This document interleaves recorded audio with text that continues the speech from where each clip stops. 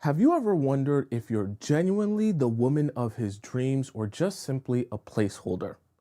Isn't it exhausting going back and forth in your own mind, debating, does he really like me or is he pretending to like me so that I'll give him what he wants? Well, what if I told you there's a path to becoming the amazing, awesome woman of his dreams, but it's not in the way that you think? Which is why on today's show, we're going to be discussing how to become a dream girl instead of a placeholder. That way, you can let go of any fear and anxiety you've been having in your relationship with him and embrace the power that you've always.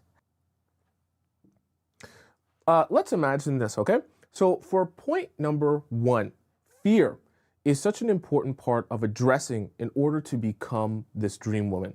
Because when you are a placeholder, understand placeholder also comes with a very particular mind state. The reason I say that is because when you are a placeholder, you're thinking to yourself, okay, even if I feel like I'm not getting what I deserve, need, or want in this relationship, I'm fearful of the fact or the possibility that my outcome would be not being with this guy, not having this guy, that my outcome would be me being alone. So this is part of the problem. When you're in a placeholder mind state, it kind of reinforces your reality of feeling like you're not actually getting what you deserve and feeling like you're not actually in the relationship that you want. The reason I drew out this visual here is because I think it's a perfect example of what you're going through mentally when you're in this state of fear. See, if your goal and your destination is to get into a healthy relationship, which I think that should be all of our goals in the Players Club, right? That's the place that you want to be in. And you're starting off here from your starting point, trying to get to here. There is a lot of things that need to be addressed in order for you to get to your place or what you consider success to be. The reason I drew this as a backpack on your back and I drew you with a nice little frowny face here is because this can be considered, right, weight on your back, obviously. Now, what type of weight am I referring to? I'm referring to the mental weight of feeling like, oh my gosh, I'm not going to be in a relationship with anyone if this guy doesn't choose me. If I don't say yes to every one of his offers, if I don't hang out with him when he wants to hang out with me, if I don't go on dates when he wants to go on dates and say okay when he doesn't feel like going out, then I'm not going to be able to be with anyone. I have a fear of being alone in general. And because of that fear of being alone in general, I don't want to do anything to upset this guy, that he might not choose me or not want to be with me. This is the problem. And the reason it becomes weight on your back that stops you and makes it harder from getting to this destination is because that fear doesn't allow you to let go of things that don't serve you, right? This fear is weighing you down. And in that sense, because you're allowing people to be in your life in a capacity that you know doesn't really benefit you, simply because you're having a fear of being alone, now you actually make it harder, right? This process getting here takes longer because this weight on your back is not allowing you to free yourself mentally to then have the space and the capacity to have the healthy relationship that you're actually looking for.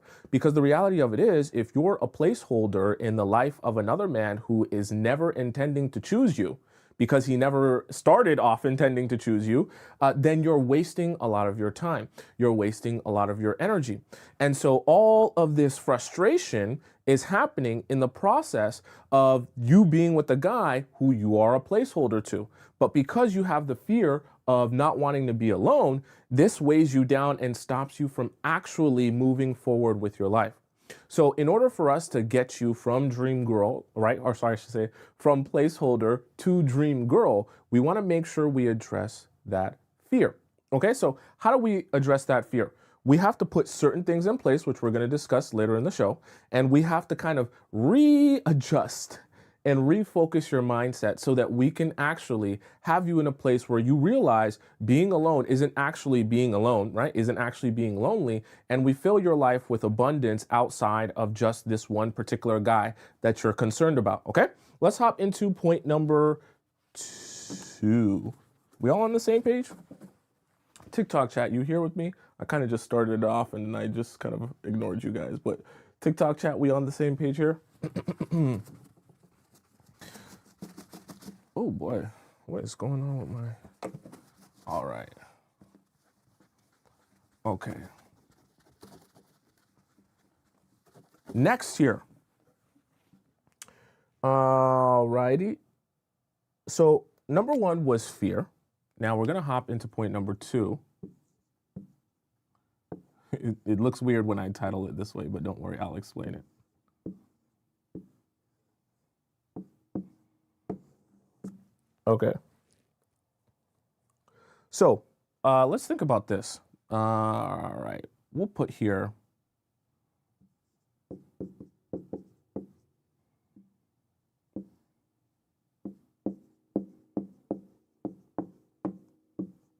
Okay, so for point number two, it's titled no, but for a specific reason. I want us to discuss, if you're gonna be a dream woman, okay? If you're gonna be the woman that he has been wanting to be with, right, for his entire life, that he has been imagining from day one, very important to make sure that you are understanding how to say the word no.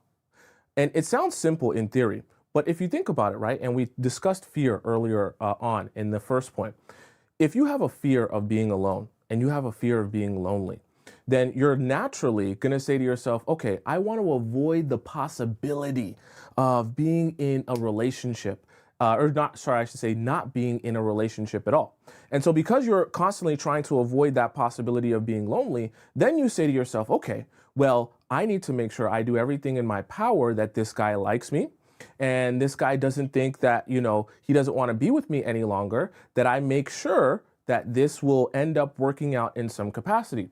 So in terms of saying no, right, I want to kind of describe to you a little bit of a scenario, some examples of things you might have been saying yes to when you were a placeholder, and what we want to kind of transition you into saying no to if you actually want to be considered the dream girl, right? So, for example, he gives you the offer of saying, come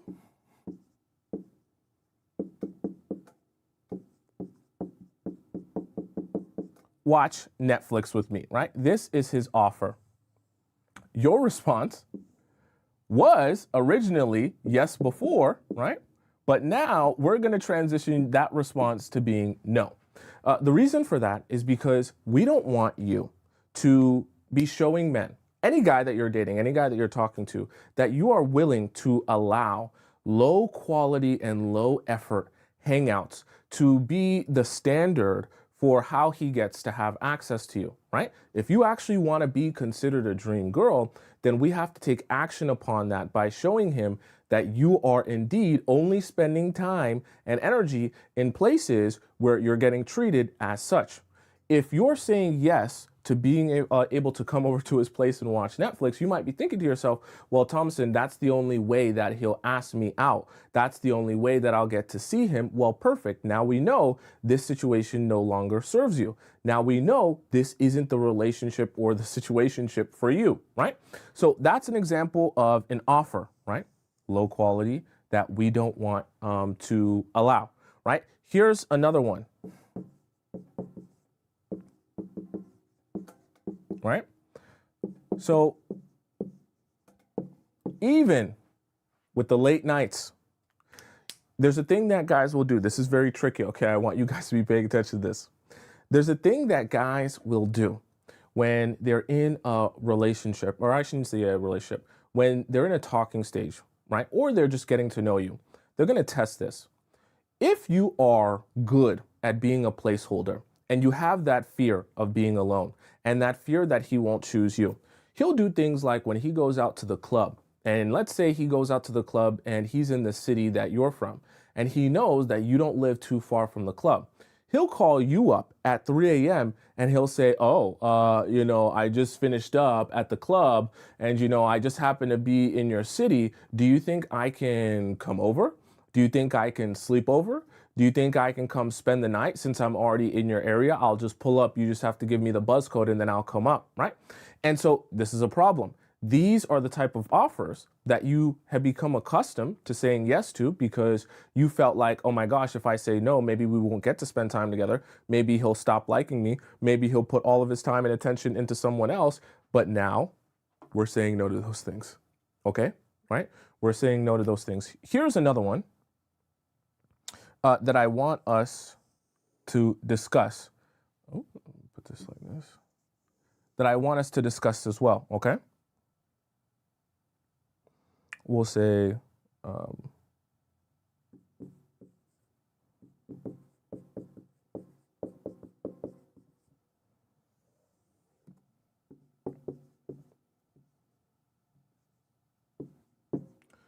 another one of these is low intention, okay? So you might be thinking, isn't low intention kind of like the come to watch Netflix? Yes, but no. Low intention can be an example of, hey, let's go to the arcade, but he asks you like the day of, and he says, let's go to the arcade an hour before you guys are supposed to go to the arcade. The problem with these type of offers, even though it's like, well, Tomisin, that's kind of a little bit of a date. Like, why would I be saying no to that? I feel like if I say yes to that, then that'll be a good thing because he's asking me out on a date. And that's like a good way to build off. But we don't want a man to become accustomed that you will be available at the drop of a hat.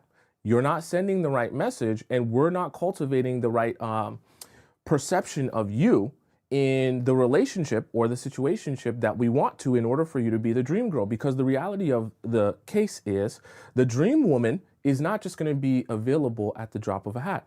I'm not saying that he can't schedule a day to go to the arcade with you 2 days in advance or 3 days in advance, and then you guys both have time to prepare yourselves to go to the arcade. However, what we don't want is that he becomes accustomed to being able to ask you to go to the arcade the same day or just an hour before, that you will then scramble all your things and all your belongings to make sure that you are at the arcade when he needs you to be there, right? Or you show up in the moment's notice when he needs you to be there, right? We don't want you doing that. Very, very, very important. Okay, let's hop into our point number 3. Okay, point number 3. Yes, point number 3. Alrighty, alrighty, alrighty. Okay. Point number 3.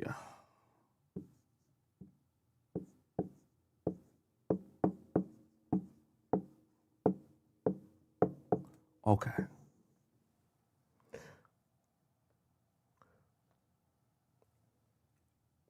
This is a fun visual, actually, this one.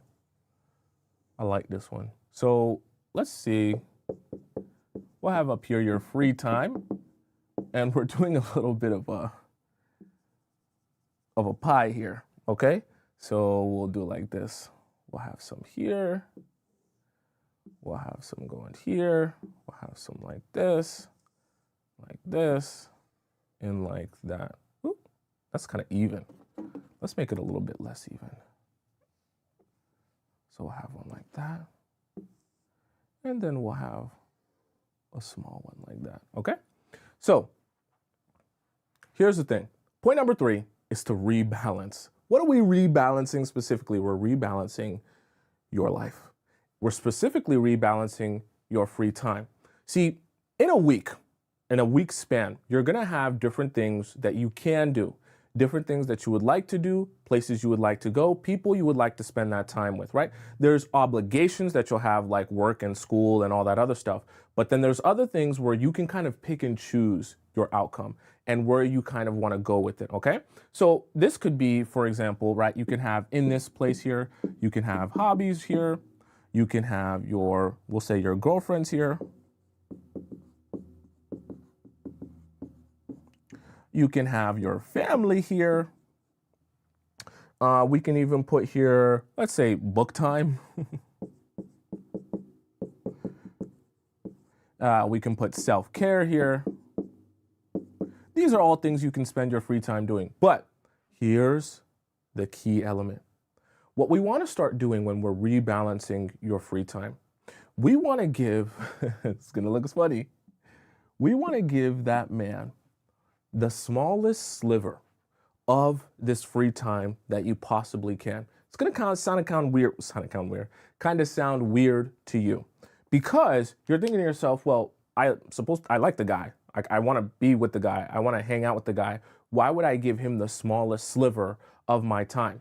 What we're trying to do in this rebalancing process is we're trying to help you mentally get over the hurdle of feeling like you have loneliness if you don't have this guy in your life, right? We want to kind of rid you of that association that I am fearful of being alone.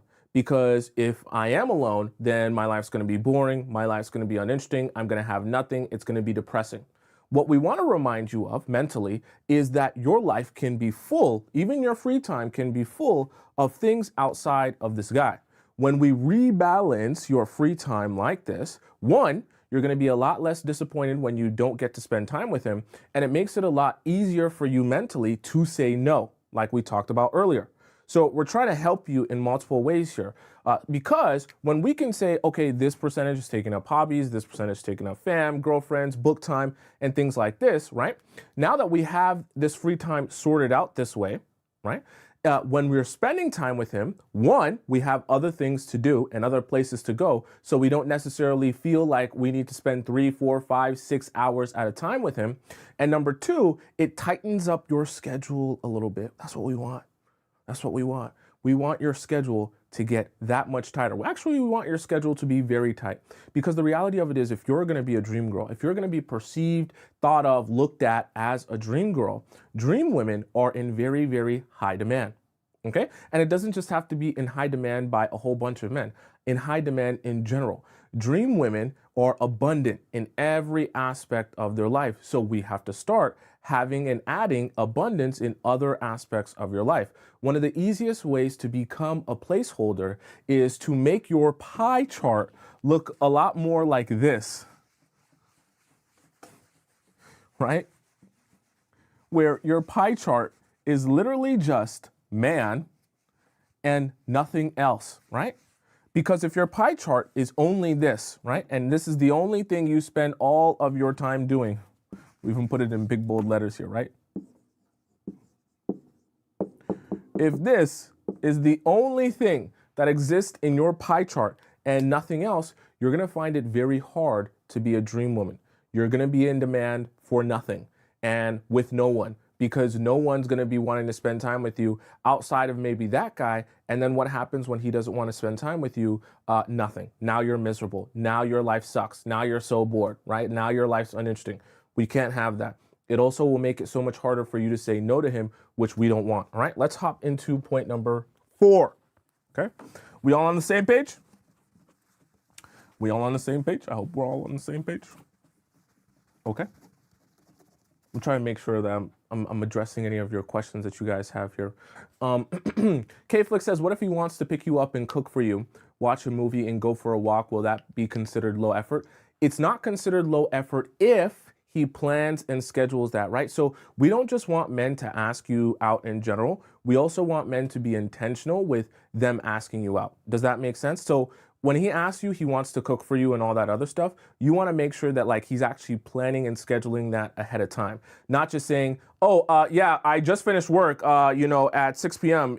Maybe you can come over at 7 p.m. and then, I can cook for you. That's not the dynamic that we want to be having on a regular basis in your relationship with the guy, especially when you're trying to go from dream girl to placeholder, because it gives off the impression that when you come over at a moment's notice that you were just sitting and twiddling your thumbs waiting for him to send you a message that, hey, I actually want to hang out and spend time now, right?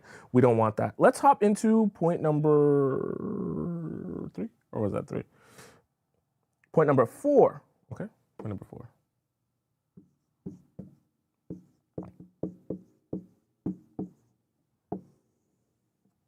Okay, point number 4. Let me draw this out and then we'll discuss. Okay. How did I do this? Oh. So this is another circle, but we're doing a circle for a different reason in this one. You'll see why. Why is this marker not dark?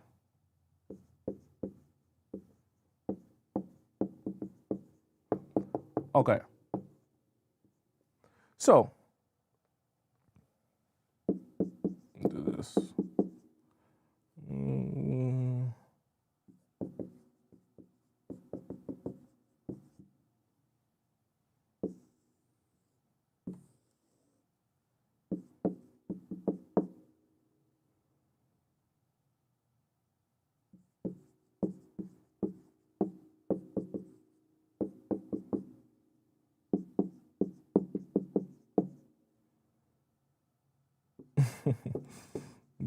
Some of you guys love this. How do you spell memes? I think you spell it like that.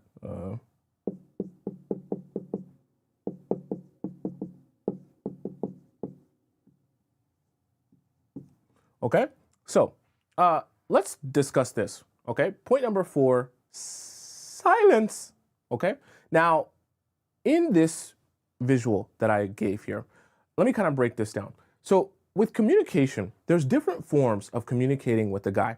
And especially when you start to build your relationship dynamic with the guy, there's going to become the regular ways in which you guys communicate. For everyone, it's going to be a little bit different, or a combination of a bunch of these things, right? So I wrote a couple of different examples of the ways you will communicate with a man throughout your relationship. Text, casual talk, memes, sending each other TikTok videos. We all love that. Jokes, FaceTime, all those different things that you can use in the process of your communication. Now, the reason I made this point about silence is because I want you, very important, you're going to become the dream girl now. This is going to be painful for you, which is why I preference everything that I said before to get to here now. This is your time to see for yourself where you actually stand and force a decision to be made. Okay, this is go time. The reason I say this, when you let go of saying to yourself, I have to be with this guy, I have to build a relationship with this guy, this has to work out, because if it doesn't, I'm going to be alone, I'm going to be lonely, no one's going to be with me, I'm not going to have any relationship. When you get rid of that fear and you stop messaging him 24/7, right? You stop doing all the reaching out first. You stop doing your best to try and hold a conversation just for the sake of having a conversation, right? Now, in this silence, you get to see, is he going to do any reaching out? Is he going to do any texting me first? Is he going to do any of the phone calls? Is he going to do any of the, hey, I don't just want to chit chat with you. I want to talk to you with intention of actually building, right? This is what I wanted to write here.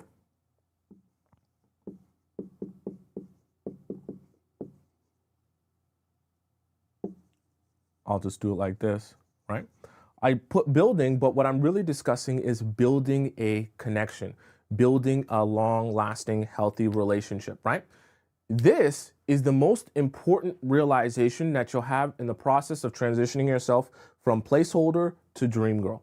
Is he here to build with you, or is he just here to mess around, just here to waste time, just here to send you memes and TikTok videos? Because that's not going to cut it. And we need to use silence to help him show you don't have anxiety about being with him. You don't have anxiety about being in a relationship in general. You don't need him to pick you for you to be happy. You're happy regardless. I know this kind of feels like, well, Tomisin, isn't this kind of like a version of like giving a guy the silent treatment, or, ignoring a guy or pulling away? Yes, it is. It is, but I want you to do this because I want you to see something for yourself. Right? I want you to see, where is our relationship when I'm not the one pushing the pedal to the metal, when I'm not the one driving it forward? Do we still have a relationship when I'm not driving it forward? Do we still communicate if I'm not the one reaching out first? Because part of the mistake of being a placeholder, and one of the things that's easy to fall into the trap of, is as the placeholder, you think that you're really in a relationship with the guy, but you don't realize you're doing all of the driving for the relationship with the guy. You don't realize that if it wasn't for you doing the texting and the reaching out, that there would be no communication. And until you finally let there be silence and you don't allow your anxiety and fear of being alone to take over your mind and force you to reach out, that's only when you realize, oh my God, I've been the one holding this relationship together and pushing it forward. When I stopped messaging him, there was nothing. He didn't reach out. He didn't ask about me. He didn't want to hang out. Nothing. And then you'll realize, even in subtle ways, this is the painful realization. You'll realize even when it comes to you guys hanging out and going on dates, you'll be thinking, oh, we were going on dates and hanging out because he wanted to. Not realizing the only times you guys actually hung out and went on dates was when you suggested hanging out and going on a date. And you'll be thinking to yourself, oh my God. So every time we hung out, it wasn't really him wanting to hang out with me. It was me bringing it up, or me suggesting it, or me saying, let's go here or let's go there. And all he did was say, okay. But this realization, while it might be painful, is good to have. And it's good to recognize that, oh, I was spending a lot of time and energy in the wrong place. I was putting a lot of my time and energy because of my fear. I was putting a lot of that time and energy into trying to make this work so that the outcome wouldn't be I end up in no relationship. Okay, does that make sense to all of you beautiful people? All right, let me just make sure this is all good here. Okay, let's hop into our fifth point. Point number 5. All right.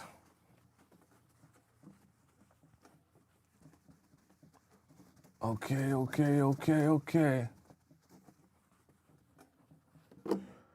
Okay, so for point number 5 here, this is like one of my favorite terms.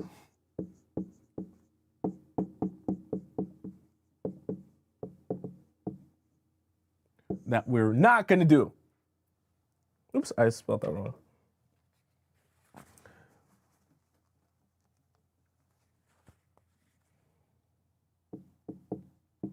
Okay.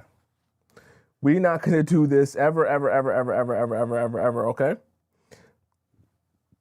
So we'll have you here. We'll put you. I said put woman. We'll put you. Your soul is here. And then we'll put the man here. His soul is here.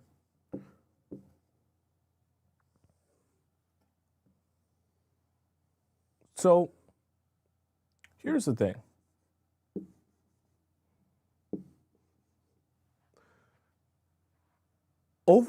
Point number 5 is about, is this point number 5, chat?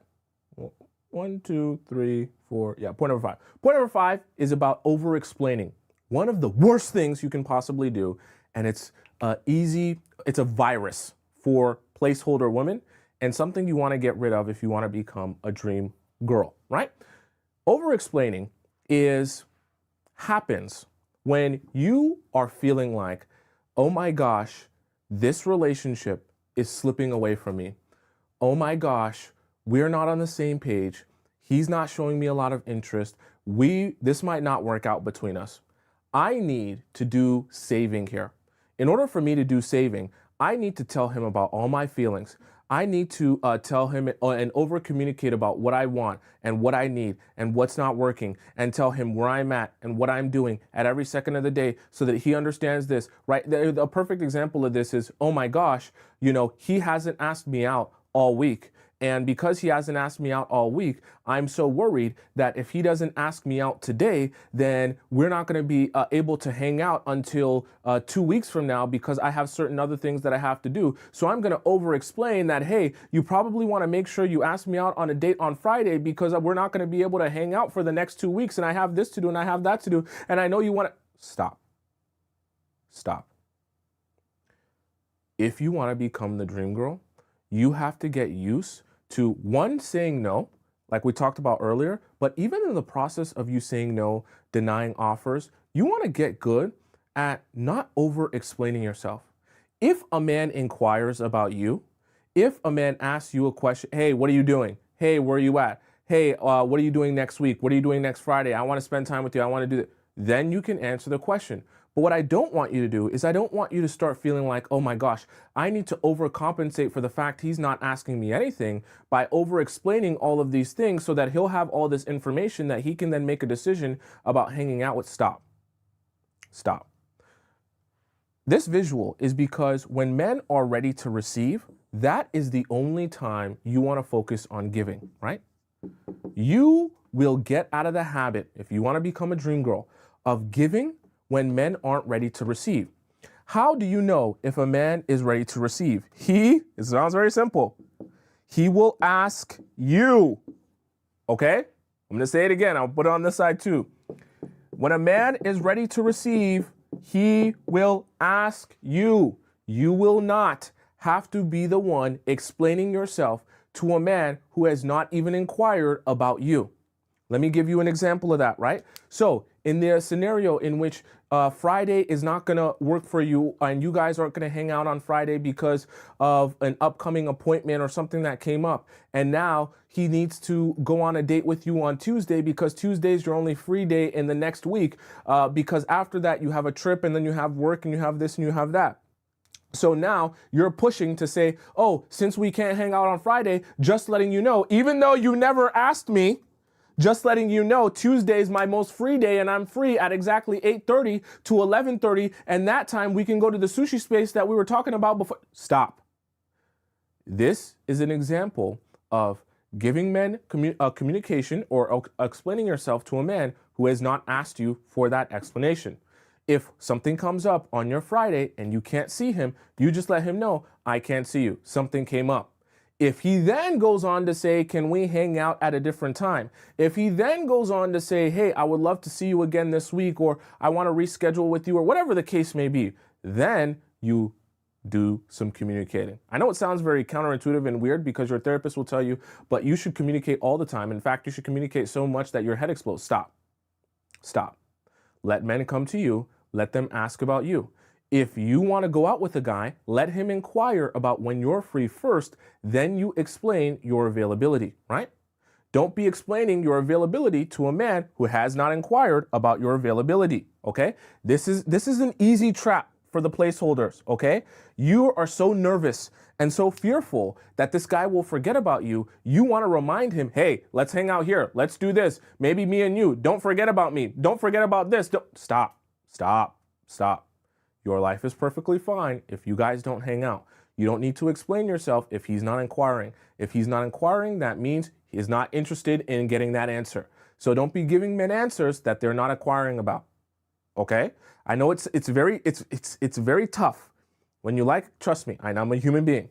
I know it's very tough when you like a guy, you're interested in him, you want to be with him, you want to tell him everything about you, you want to tell him and make it as possible and as easy for him to be in a relationship as you possibly can. You're not going to do that anymore, okay?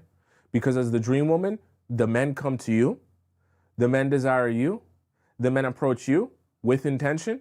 If they do not approach you, if they do not inquire about you, you're not concerned with them. Not concerned in the slightest, okay? Let's hop into our point number 6. Are we all on the same page, right? Someone says, if we keep over-explaining and offering all the solutions, they don't have to work for it. Precisely. You're very smart. You're very smart. Okay, let's hop into point number 6 here. All right. Okay.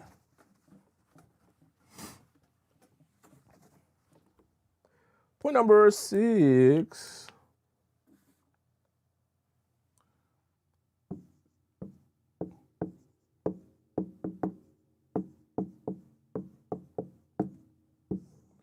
All right. We'll draw you in the middle here for point number 6. And then, so we'll do this. We'll have,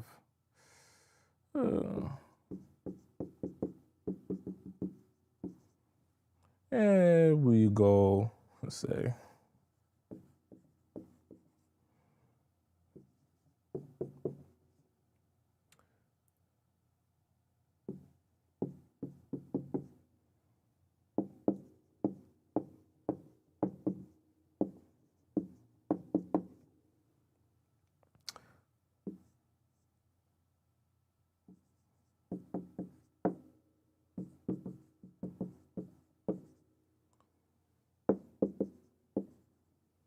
I'm trying to think of as many as I can do. This is as much as I can think of, okay? So let me explain what I just drew here for our point. So point number 6 is about building your sources. Remember, we talked about this before, how we want to kind of shrink down the percentage of your free pie that free time pie, I should say, that a man takes up, any man that in your life, okay? Now, what we also want to do is we want to build up your sources. So this is going to require a little bit of exploration on your part, because what we're trying to do is, if you're unsure that, let's say we go back to the free time pie, and you're thinking to yourself, well, gee, Thompson, I'll be honest with you. When I start to think of the things that I would want to do with my free time, I can't think of a lot past hanging out with a man. I mean, yeah, me and my girls could go out to eat, but I don't know, restaurants are kind of boring. Are we always going to go out to eat all the time? I'm not really that close with my fam, or they live far away. It's not really a possibility for me. Outside of that, I don't know what I really enjoy doing. So this is where this point comes in. We have to start building up your sources. Now, the reason I call them sources is because these are all sources of happiness that we want to build up into your life. If we're not going to build up these sources of happiness, it's going to be very difficult for you to become the dream girl. Because if you're going to be the dream girl, we can't have a man over here being the only source, right? We want to make sure the man is just one of the many sources. The reason for that is, if we think of you kind of like a light bulb, right, that is lit up, and these are all kind of sources of electricity, we want to make sure if there's ever a scenario where this man is not capable of being a source of your happiness for any reason whatsoever, maybe you guys are in a fight, maybe he's not talking to you, maybe he is giving you the silent treatment, whatever the reason is, we want to make sure that all of these sources still exist in your life. So you're going to have to do some exploring in your life to figure out what these sources are. These sources only have to be things that bring you happiness. So you don't have to think of these sources as something that has to be ginormous and huge, okay? It doesn't have to be, oh my gosh, I save people from burning buildings. Oh my gosh, I solve world hunger. It can be very small, very minute, very just niche for you and what tickles your fancy, right? It can be something as simple as listening to R&B music, okay? It can be something as simple as going to a gym or joining a gym class. It can be just sitting around and chilling with your girlfriends. It can be reading a book. It can be hanging out with your family, doing whatever, family dinner time. It can be taking a bubble bath. Doesn't have to be immense and huge in scale, okay? As we build these sources up, right, we want to continuously always remind ourselves these sources should exist no matter what we're doing and who we are with. What we also want to make sure of, and we're going to talk about this in a little bit, right, that we don't give up any of these sources after we discover these things bring us happiness.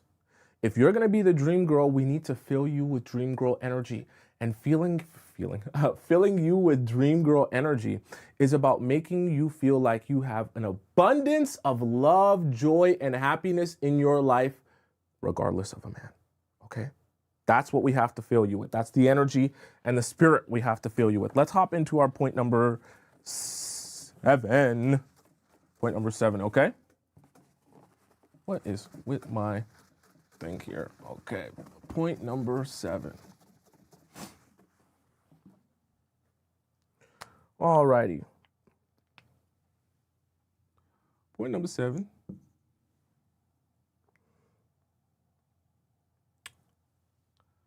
Okay.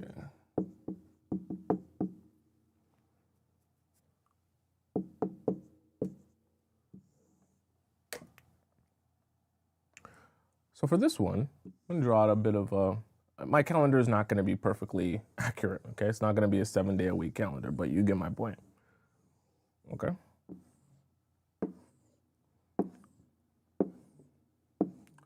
So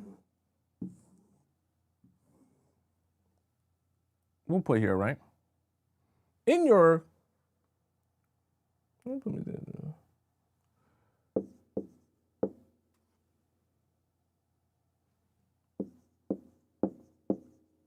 okay, so in your calendar here, for point number 7, we have sacrifice. In your calendar here, we want to kind of make sure you don't do this very, very easy thing to fall into the trap of doing. Let's say this is a Monday, right? And on this Monday, you guys are supposed to do something. Let's just say you guys were supposed to go out for a sushi date, right? So the date was supposed to be this day. Now, on, let's say, Monday morning, he sends you a message and says, yeah, you know the sushi date that we were supposed to go to tonight? I actually have to cancel on you because I have other arrangements. I have a work thing and all these other things. It's not possible for me to do the sushi date anymore. But, you know, Tuesday is tomorrow, and we could just go on this date on Tuesday instead. But the problem is, Tuesday, you were supposed to hang out with your fam. And remember what we just talked about earlier with building your sources and making sure that your pie is properly sliced out, that the man isn't taking up too much of a percentage of your pie. Now, on this Tuesday that you're supposed to go out with the fam, you're thinking to yourself, well, damn, I do really want to hang out with him. And I also know that I have work all of these other days, so much stuff to do. I'm not going to be able to make it, you know, all the way, right? So we'll say even fam here, all the way until literally next Tuesday before I'm going to have another free day. So if I don't say yes to him this coming Tuesday, which is going to be tomorrow, I'm going to have to wait a whole nother week before I get to see him in person. So then what do? When you're a placeholder? You say, you know what, fam? I love you, but you guys can wait. I see you all the time. I spend so much time with you. I've seen your face plenty of times. We'll still be fam, even if we see each other next week instead of this week. So you cancel on your fam so that you can go out on this date with this guy the next day, even though he canceled on you on the Monday. You will never do that ever again as the dream girl. Never again, never again. You are not in the business of sacrificing. See, remember, we talked about your sources and we talked about building them up.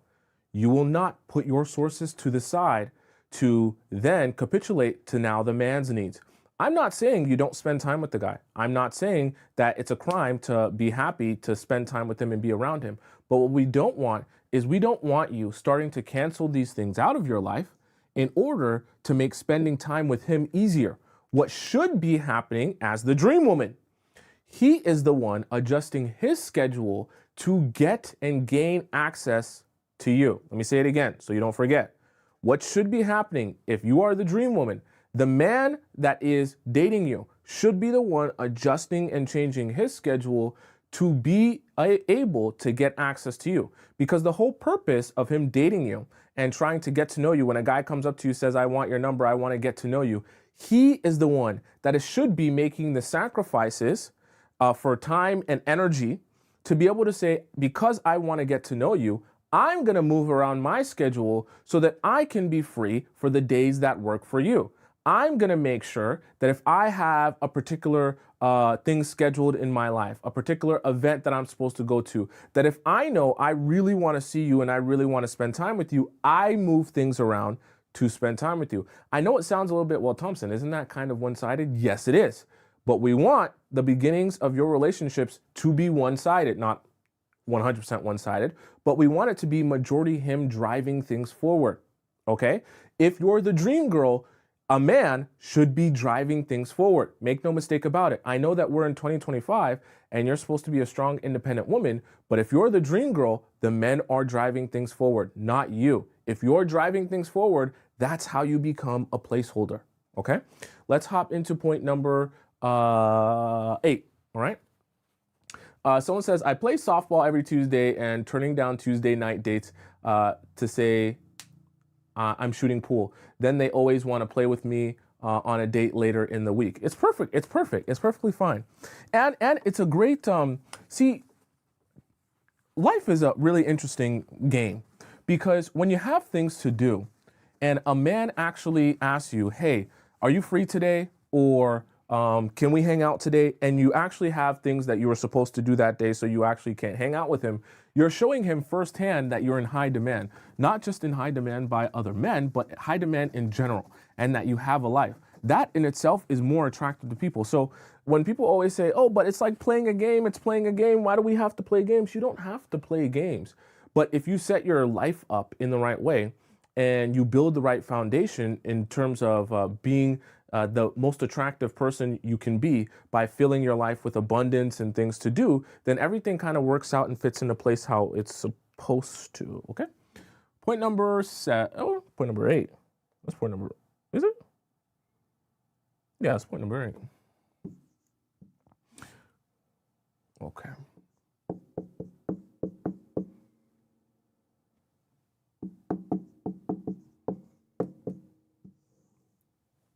What's up? Never mind, chat. I'm tripping.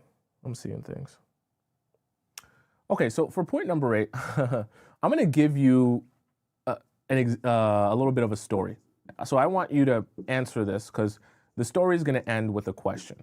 Okay. So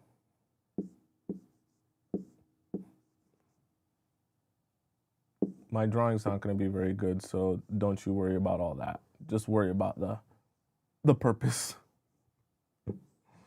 Okay. All right.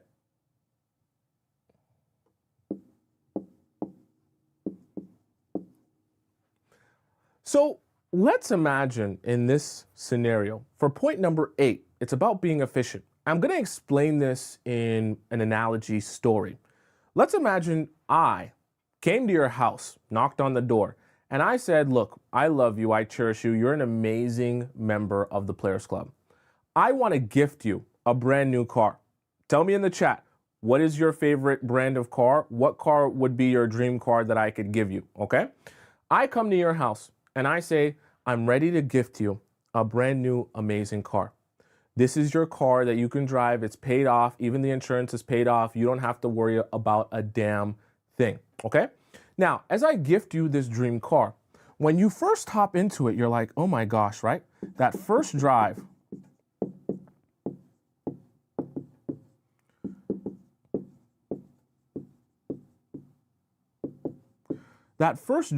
in that dream car is amazing. You sit around and you're looking and you're like, oh my gosh, this is really my car, right? Some people said Porsche 911. You guys, some of y'all know cars, okay? Porsche 911, Rolls Royce, Burgundy Matte G-Wagon, okay? I want another Mercedes, okay? A Bugatti, a BMW X5 S. You guys know exactly what type of car you got. Oh, okay, interesting. Tesla Roadster, okay, interesting. So let's imagine, right? That first day, driving that new car is amazing. And you can't even believe that this is your life now. And like, you can't even believe you're in this car and it's really yours. Now, let's imagine the same new car. I said, yeah, I'm giving you this new car, but secret, I didn't tell you, okay? We're friends.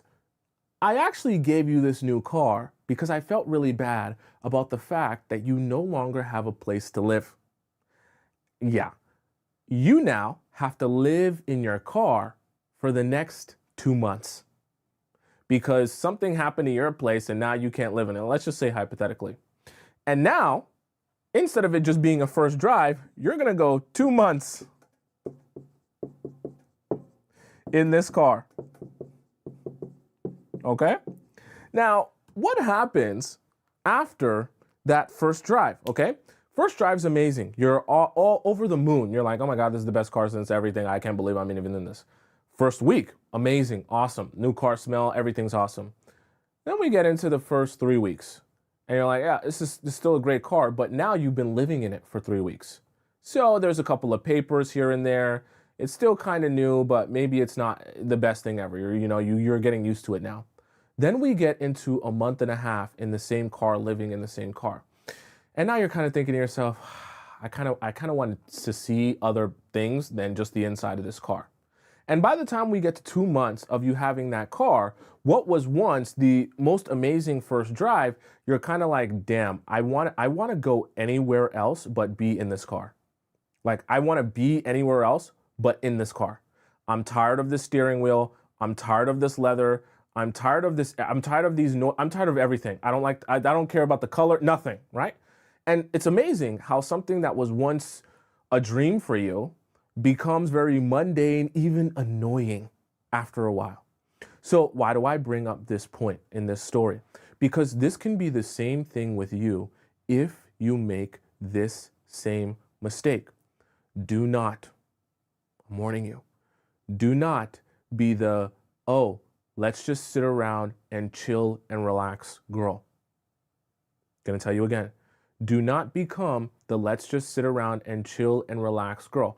I'm not saying relaxing is a crime, okay? I'm not saying when you get a husband or you have an actual boyfriend that it's a crime for you to sit down and relax with your husband or boyfriend. What I am saying though is when you're dating a man and you want him to see you as that dream woman, the more mundane you become, right? You become more and more like the live-in 2-month car. Even if you're a brand new car, if you're around too much and you're around in a capacity that is just very unstimulating, it can start to create a very complacent mind state with you and towards you where he doesn't see you as amazing as you actually are. Which is why you want to be very strategic about how you show up in a man's life and how long you show up in a man's life. Do not make the mistake of overstaying your welcome. Do not make the mistake of being around so often in a capacity that's like, oh, we're just chilling around and just eating snacks and watching movies. Trust me, even if you were the baddest bee alive, even if you were a Victoria's Secret runway model, if you go over to a guy's house and you eat chips and snacks and watch movies with him for long enough, he will begin to not see you as a supermodel anymore. He will begin not to treat you as a supermodel anymore. He'll begin to see you as just another girl and treat you in ways that you never thought possible because you thought you guys would only worship the ground you walk on. So I'm saying this to help you understand anyone can make this mistake, right? So why is this point titled being efficient? Be efficient with your time and your energy. When you spend a time with a guy, you're not going to overstay your welcome. And when you see, make this part of your skill set, turn this into part of your skill set. When you go out on a date with the guy or you start hanging out with the guy, pay very close attention to his energy levels when you first get there and when you're first around and he sees you for the first time in a while. And take notice of where his energy levels are at each different point of the hangout. Because the reason I say this is there will be a drop-off point where, let's say for the sake of example, you go out on a date with the guy, and when he first sees you, he's like, oh my gosh, you look amazing. Look at that dress you're wearing. You look absolutely perfect. Look at those jeans you're wearing. Turn around, give me a 360. I can't believe how good you look. I'm mesmerized by you. When you're walking by, I'm just staring and I'm just drooling. I can't even think straight, right? That's the energy he's on when you first meet him. But then if after 2 hours goes by, you kind of see it on his face. He's not as engaged anymore. His eyes aren't wide anymore. He seems like he's kind of nodding off. He's checking his phone now. He's scrolling through Instagram, right? As soon as you notice that energy, you immediately say, oh, time for me to go. I got somewhere to be. I got to go on a spaceship. I got to go to Mars. I got to go to the moon. Wherever you want to make up that you need to go, that you go and you go fast, right? Very, very important. Be efficient because in this process, right, you will become or start to feel a lot like a placeholder when you start to be around in a capacity where nothing is happening and there's no stimulus and he doesn't really feel the excitement and the rush of emotions around you that he should be feeling if you're going to be a dream girl, okay? So make sure that when you notice those energy levels dipping, you remove yourself from that situation. Because every time you come around, especially at the beginning and especially as you're building that relationship, you want it to be like a party. Hey, when she's around, it's a party. Not in the sense that you're standing up on the table and twerking, but like he feels something around you. It's stimulating to him. It's interesting to him. Placeholders make the mistake of just being like hanging out in any capacity is enough. So if we just lay in bed all day and do nothing and stare at the ceiling and sleep together, that's enough for me because at least I'm getting some time with him.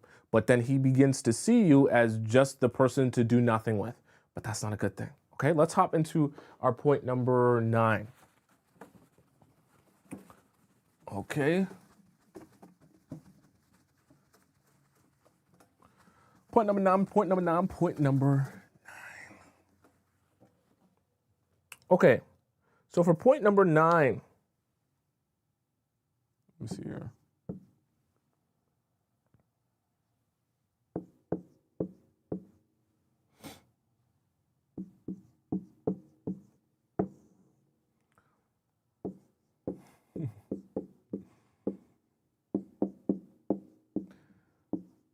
These are just funny questions too. They're funny in a weird way.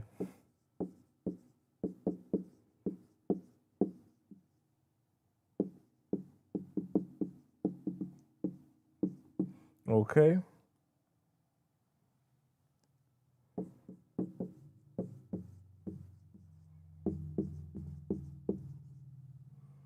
Let me spell this right so the spell police don't get me.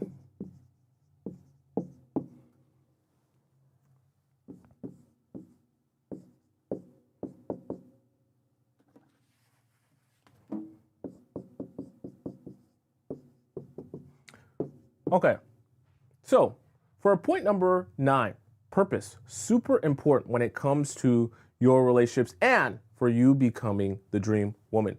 You are not going to be around in just a chill capacity anymore. You are going to be efficient with your time. You're also going to be very purposeful with your actions. So when you're around a guy, when you're spending time with a guy, you need to be asking yourself on a consistent basis these types of questions. Why am I here?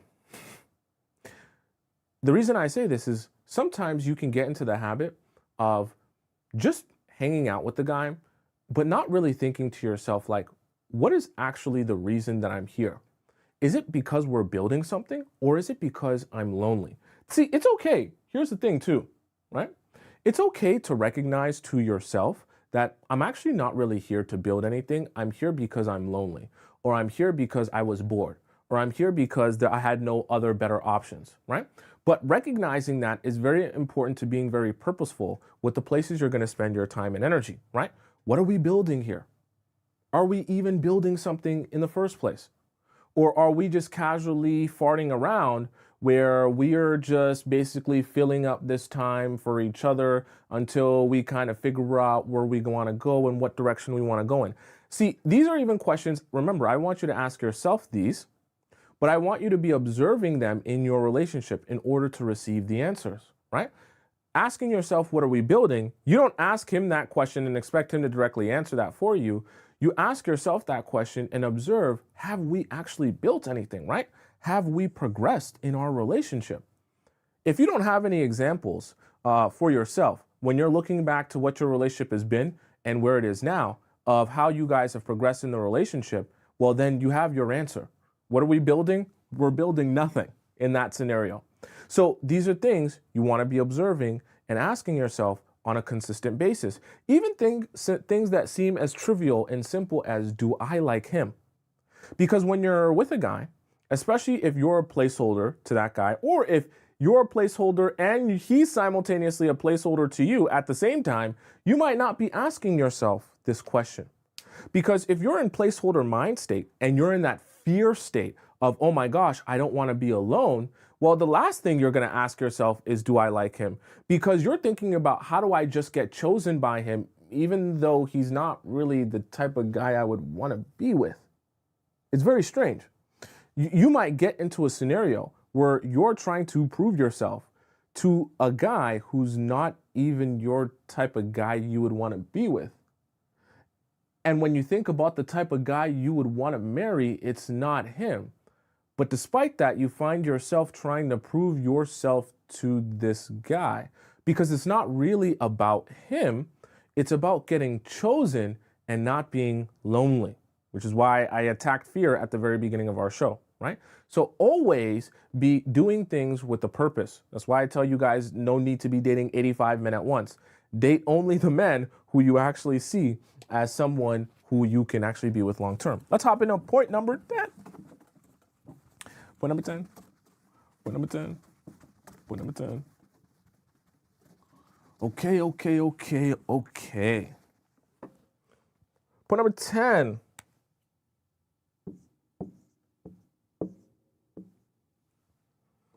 All right. I'm tripping.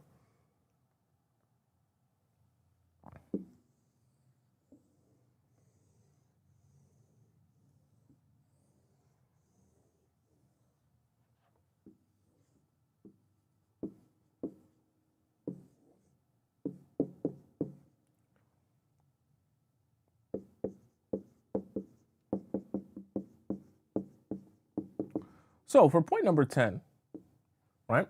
Point number 10 is about growth. Now, this is such an important part of your relationships that you can't neglect ever, ever, ever, ever, ever, ever, ever, okay?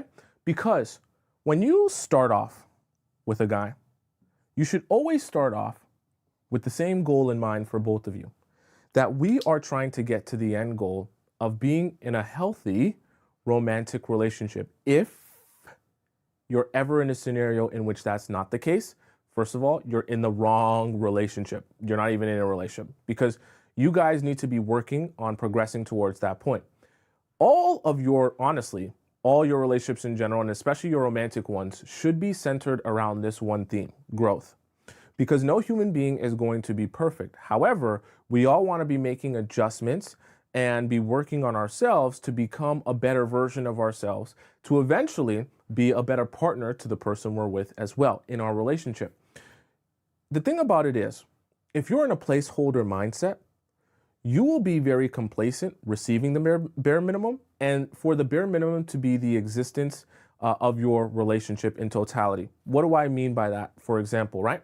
If you're in a placeholder mindset, you're not going to be asking for more than just going to his place and watching Netflix, right? And eating snacks and ordering Uber Eats. Why? Because you're in fear that you'll be alone, but also this leads to a lack of growth in your relationship. So if you're going to actually transition yourself into a dream girl, whenever you enter any sort of situation romantically, you have to be focused and centered around growth, okay? And you have to be thinking about how you progress and you grow in this relationship. Now, you're not going to be the driver of growth. This is the key element. You're going to be growing as an individual at all times, but you want to be monitoring the level of growth in your relationships as they go on. So when you're dating a guy, you have to be thinking to yourself, are we growing and progressing? Am I seeing that? Is this happening? Does he have a desire to grow and progress, right? This is one of the mistakes that's easy to make when you're with the guy, because as you guys grow and progress, it helps keep both of you accountable to each other. And it helps both of you remind each other why you're here in the first place. So for example, let's say you catch him messaging some random girls on Instagram and sending them inappropriate messages.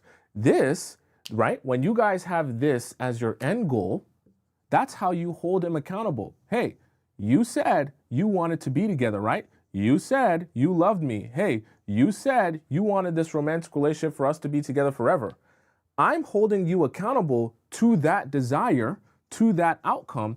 And if you desire that outcome, there are certain things you can and cannot do. And vice versa, it's the same thing for you. When you guys are progressing towards the top of the mountain like this, you're able to hold each other accountable through the fact that you both desire to grow to eventually get to this point. The problem is, if you're a placeholder, you will not be growing. You will not be progressing, because all you're focused on is getting just enough that you're not lonely anymore. So what do we do in terms of reversing that? When we're in our relationships, we're always going to be focused on progression. And I've talked about this even in our sex timeline. I've talked about this in other shows as well. Progression is, and consistent progression is the key element to a successful relationship. So you're not giving things away on the first night, right? You're not sleeping with him on the first night for sure. You're also not going to jump right into trying to be his girlfriend on the first night as well. You're focused on the steady growth over the course of time. It doesn't have to be in a boring capacity either. It can still be interesting. It can still be fun. It can still be very, very exciting while you guys progress. Does that make sense? Do you guys have any questions about the 10 that we just discussed here today? I know we went through a lot of different points here, okay? You guys have any questions? I will answer them in the show, in the stream, in the chat, okay? Ruth B says, how do I get a man to ask me to be in an exclusive relationship, but it's going to be long distance? Okay, you want to know my honest advice, Ruth? If you're in a long distance relationship, or if that's going to be the case, you don't do, first of all, you should never be doing any of the asking, but you don't do any of the work. Because if you're actually going to have a successful long distance relationship, this is my perspective, you need a man who's twice as intentional as the average man. Because if you have a guy who doesn't say to himself, I have to be with this woman specifically, there's no other woman on this planet for me, then you won't be receiving the right level of consistency that's required to make a long distance relationship successful. Because truthfully and honestly, you could be a great woman, but if he's not convinced that you're the only woman for him, it'll be easier for him to find a connection that's close to him, that he can see that woman in person and be with her in person and touch her and all that good stuff, than it will be for him to try and be in a relationship with you. I'm not saying it's not possible, but what I am saying is you cannot be doing any of the work, because the trap comes in, you're a woman. So it's easier for you to feel an attachment and an investment to a guy you're not actually seeing.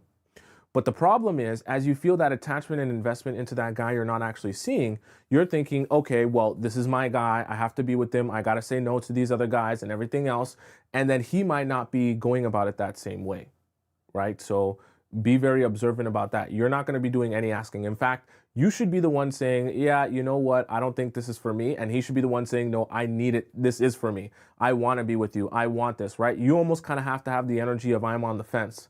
And he has to be the one trying to convince you if it's a long distance relationship, because then he'll be saying, I want to fly you out. I want to go there. I want to spend time with you. I want us to do this. I'll do whatever it takes for us to be like, he has to have that type of energy for a long distance relationship to work.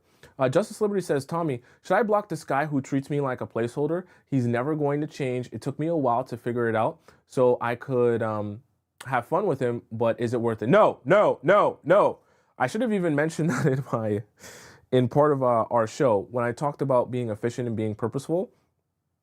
None of you are going to allow this. I don't know where this virus came from, where you basically say, okay, me and this guy, we didn't work out, or it's not working out, or I'm dissatisfied with the way our relationship is going. Let's just have fun now. No. That's part of having purpose in your relationships. Why am I here? Okay. Does this actually serve me, right? Having fun is not like, oh, like short-term fun, having short-term pleasure. That's not serving you. Because in the long run, when he goes and he has a different girlfriend, you're going to be in pain. So that's not actually serving you. You have to be very purposeful and efficient with your time and energy. No ifs, ands, or buts about it, okay? Nicole Cottom says, donates $5 in the YouTube chat. Thank you so much, Nicole. I appreciate that. She says, glad you made it home safely and that we have another great class today. Thank you. I appreciate that, Nicole. Yes, I was in that Toronto traffic. It's very similar to, well, I wouldn't say it's as bad as, but it's very similar to like Atlanta traffic. I hear Atlanta traffic's really bad though. Like something similar to that. You know what I mean? I wouldn't say it's as bad as LA traffic, because I hear LA traffic's like disgusting. Okay, but it's pretty bad because we have like one major highway that goes into the city, and it's like it's 2 lanes now, so it's insane. Okay, let me see. Let me scroll up because I had some other questions here. Let me see here. Oh, someone says you have to be careful with advice online. Not everything pertains to you. If you guys are in a good relationship, don't mess it up by trying to change anything else. Yeah, I would agree. You know, not every single point that I'll make will apply to every single person in every single relationship. You also don't want to self-sabotage by thinking you have a bad relationship when you actually don't, right? Because in some cases you might not be going through those things, but you just have major anxiety, and you might be thinking to yourself, maybe I have this horrible relationship as well, right? I don't want our shows to become a way to like bring fear into you. I just want it to give you knowledge that you can then feel to yourself, okay, now I know what to look out for, or identify, oh, like I'm actually in this scenario, like this is actually me, right? But there's a fine line between that. And Jay says, what if he says he wants a family, but is not showing up as a family man, meaning he thinks singular and likes his space? He has a daughter though. Well, so you can never listen to what a man says. You want to listen more to what he does. So if he's showing you he doesn't really seem that ready for a family, then take that as your answer, right? Don't worry about what he's saying about being a family man.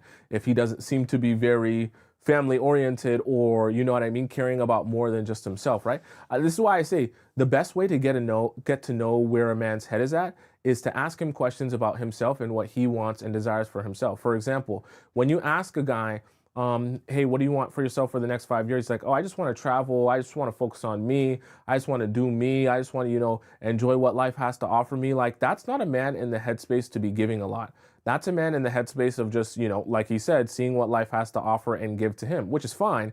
But most of those men are not going to be prepared to be tied down in a relationship, which you don't worry or concern yourself trying to force a man who doesn't want that to be in a relationship. Amanda says, I'm 26, Tommy. Should I put up with the 24-year-old boyfriend who doesn't plan dates but provides financially and pays my bills? I would say no.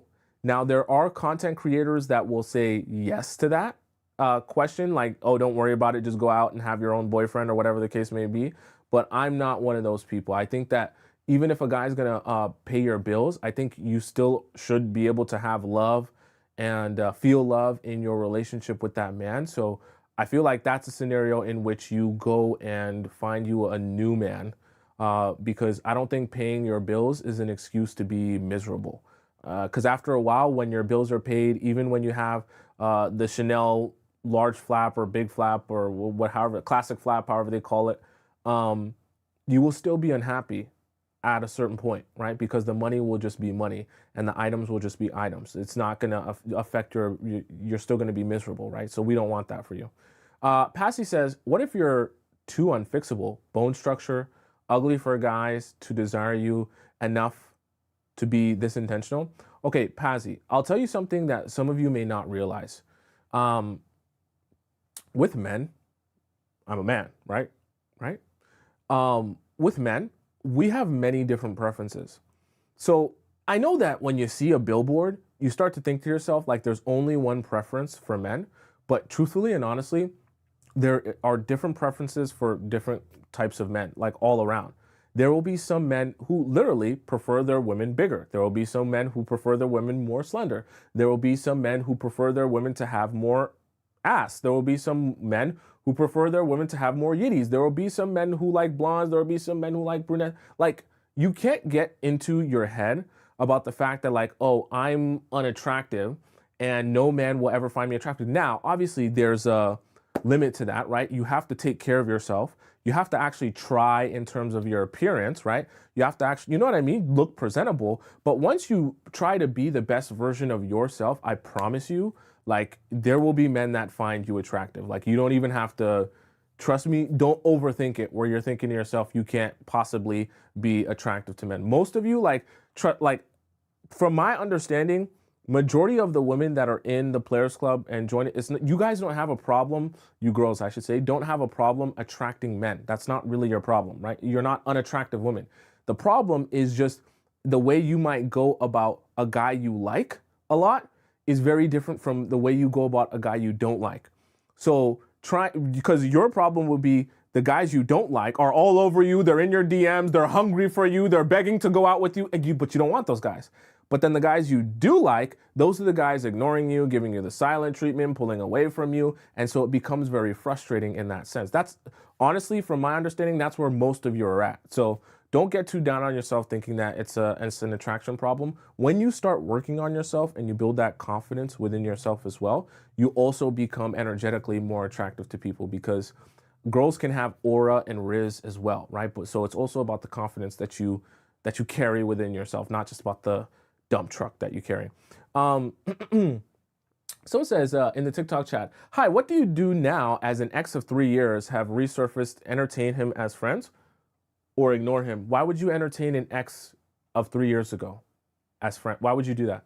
Tell me, what would actually be the purpose of that, Miss Norky? Like, what purpose would that, remember, we just talked about purpose in the show. What purpose would that actually serve you? That's the answer to your question. So let me see the next. Oh, by the way, for any of you who asked me a question and I didn't answer it here in the show, or it's just really long and detailed and extensive, you can send me in a private question by going to the link in my bio on TikTok. Or if you're watching on YouTube, go into the description on YouTube and click where it says private relationship advice. You can submit a question to me there, type it out, put all the details that you want, and I'll respond with a voice message back to you. And if you missed any of the points that we discussed, you can see them all on my YouTube channel. For those of you who are watching on TikTok, where you can get all the points that we discussed there.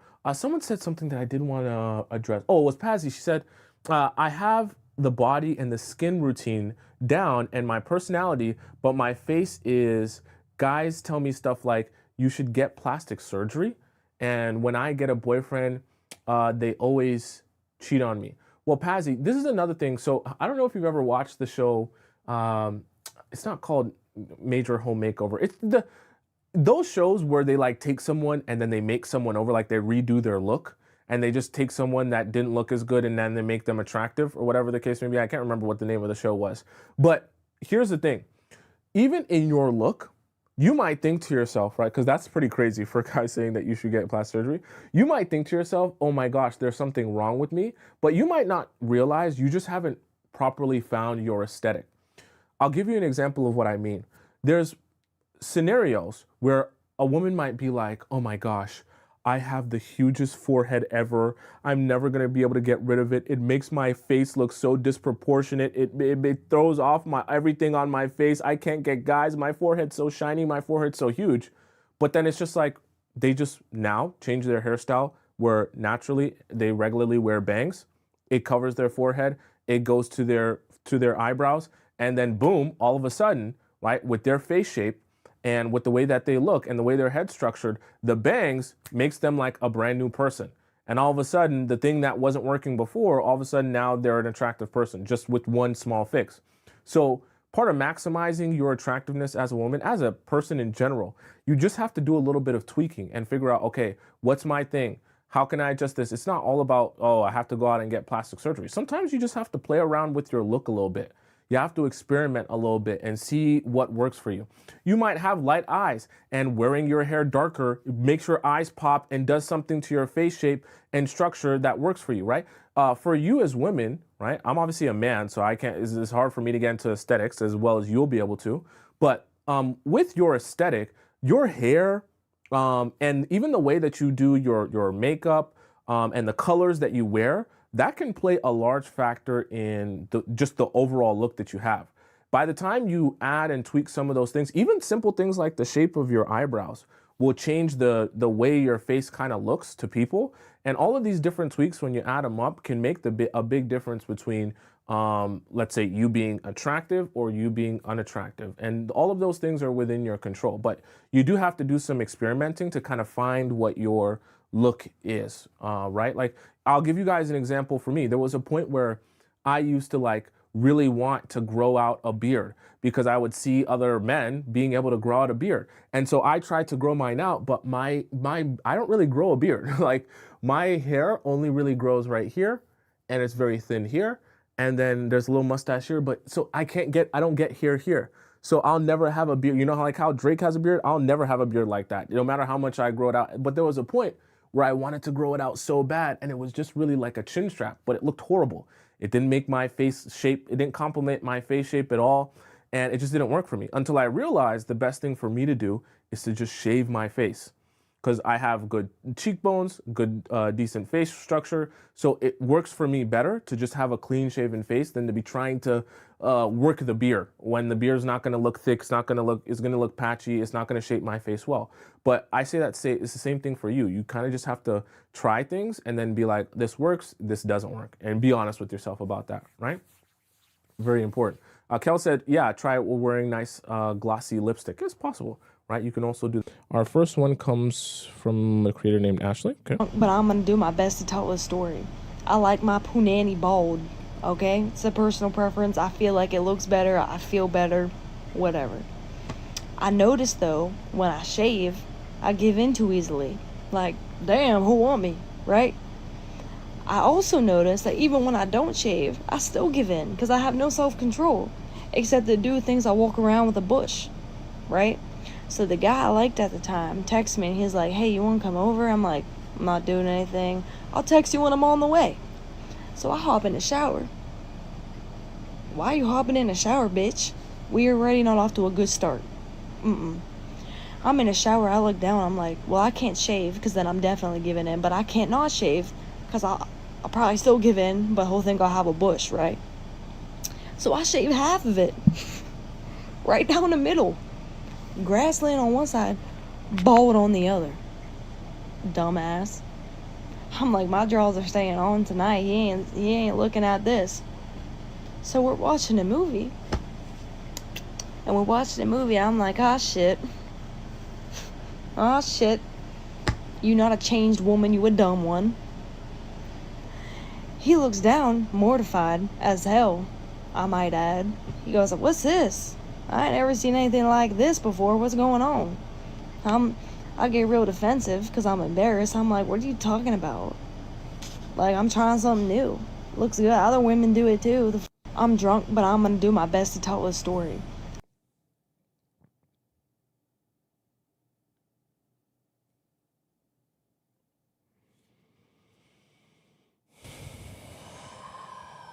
This is the first video of the day. It's the first video I did. I didn't even get a chance to put my glasses on. It's the first video of the day. And she's got a half bush. And, you know, I talked to you guys, you know, about self-control, right? And self-respect. But, like really, in all seriousness, you want to set yourself up for success, right? So it's almost like a gateway drug. Sex can be like a gateway drug, trust me. You can't even allow yourself to make a bad decision if you know that you have very little willpower. So the real way to combat this is not by saying, I'm going to shave half of my bush, and that way there's no possible way I'll take my pants off, because if I shave half my bush, there's no way. The real way to combat that is don't even go over to his place in the first place. Like, are we on the same page? Because you have to recognize, like, when you're in the moment, it's the hardest to actually remember everything that you were practicing, everything that you wanted, everything that you've been working for when you're there. If you can just set yourself up for success, you make it a lot, you make the pressure on yourself in the moment a lot less. So for example, if you're not even at his place in private, where you guys don't have anyone around, there's no one watching you, where you can unbuckle your jeans and take them off. Now, all of a sudden, if you're in public or at a picnic or at a whatever, it's a lot harder to do that than if you're at his house, in his bed, on his couch. But that's why I say it starts, if you're really serious about turning your life around, because, hey, we've all been there. But if you're really serious about turning your life around and like sticking to your guns, so to speak, it starts with the gateway drugs. And the gateway drug can literally just be entering his house. Because some guys even, right, you might say, well, I have good willpower, but then you might also meet a guy who's a slick talker. Then you might also meet a guy who knows how to touch you. Then you might also meet a guy who really knows how to kiss.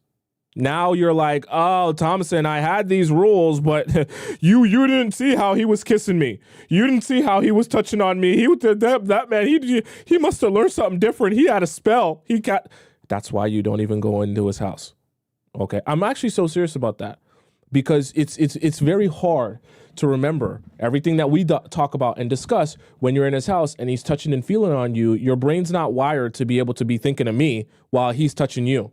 You're thinking of what's going on there, and you're forgetting all the stuff that you've been working on. I'm so serious about that. So you have to like nip it in the butt by not allowing yourself to even get to a place where it's possible to happen. You know what I mean? Hey, I just wanted to come up and say that have you ever met someone who finds that entire race unattractive? Like, I'm talking to my homie about this shit, and what he told me making me look at this man differently. We're talking about what race have some of the baddest girls. I say black, he say Latino. I said Ethiopian. I bring up, yo, what you think about the Indians? Cue my fucking music. This nigga looked at me in utter disgust. He was like, bro, I've never seen a bad one. I'm like, nigga, how? Showing this nigga so many baddies from India, and he's looking at me with a straight face. The nigga face look like Dexter Morgan. I ain't know if he was finna YNW melly me. Then he got to talking about, bro, this is just my preference. Hold up, jackass. You ever thought, I don't know, that you might be racist. Have you never seen Simone Ashley, my nigga? There's no way in hell you can call any race completely chopped. That is no such thing. Your ass might just be prejudiced as fuck. My personal opinion that there is attractive people in every single race. And if you don't believe so, bro, your ass might just be one of them. You might just be a Jim Crow ass nigga. Because what the fuck? Have you ever... There's attractive people in every race. I agree with that. I don't think that that's a lie there. Everyone has their preference. I think if you meet someone who feels that way and you're like, oh, that's a turn off for me, that's a nick for me, then just don't talk to that guy. But, you know, I personally think that there's beauty in every race. I don't think that race really kind of affects beauty. Do you ever treat or spoil James? I might buy him a crumble cookie every now and then when I order mine. Sprinkle. I might get an extra cupcake every now and then, you know. I might leave some Oreos hanging around somewhere. You know what I'm saying? I might get his favorite flavored chocolate cake when I order groceries online. You know what I'm saying? Maybe, if he acted right. Okay, so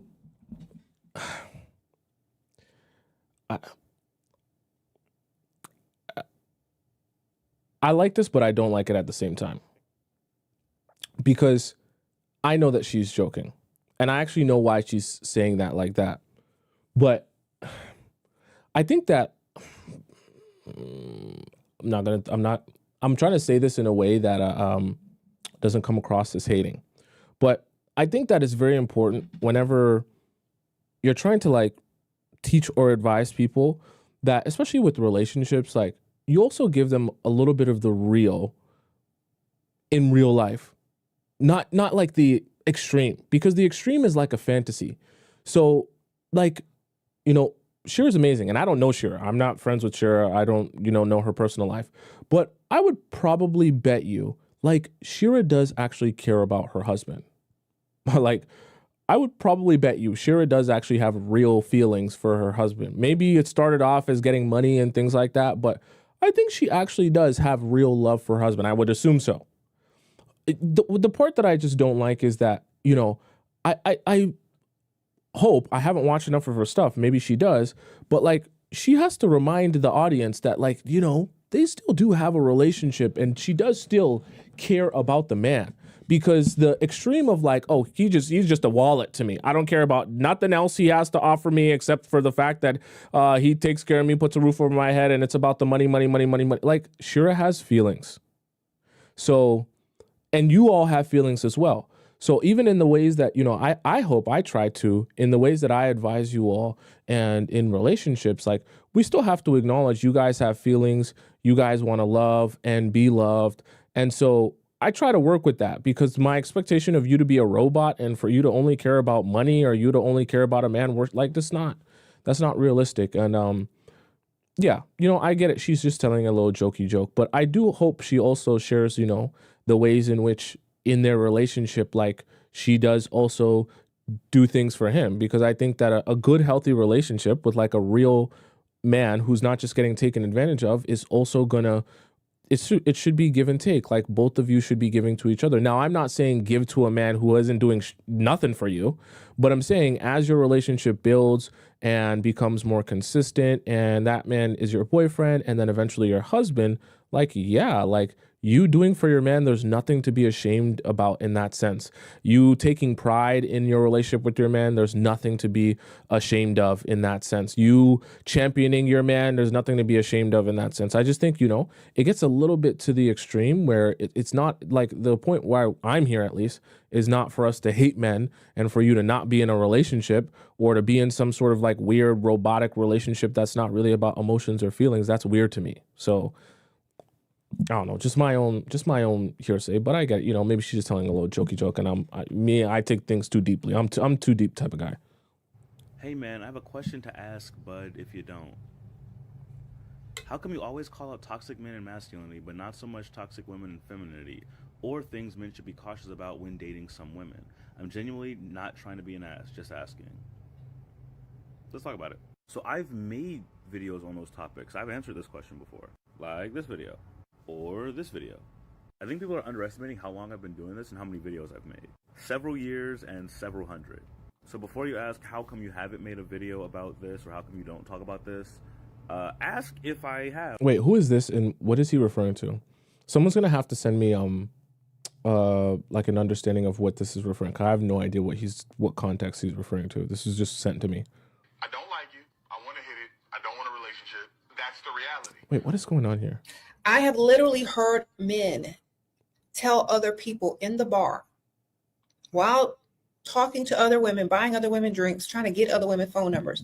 Man, the wife at home cooking. I don't know if I'm ready to go home yet. I guess when I get hungry, I'll go. But still get numbers. They will use you just like a maid. You are the maid, actually, if you're doing too much. You're the cook, the maid, the nanny. These men will tell people straight up that he got you at home working while he's out doing whatever he wanted to do. I've heard it with my own ears too many times. Put the mop down, put the broom down, put the laundry basket down, put the phone down.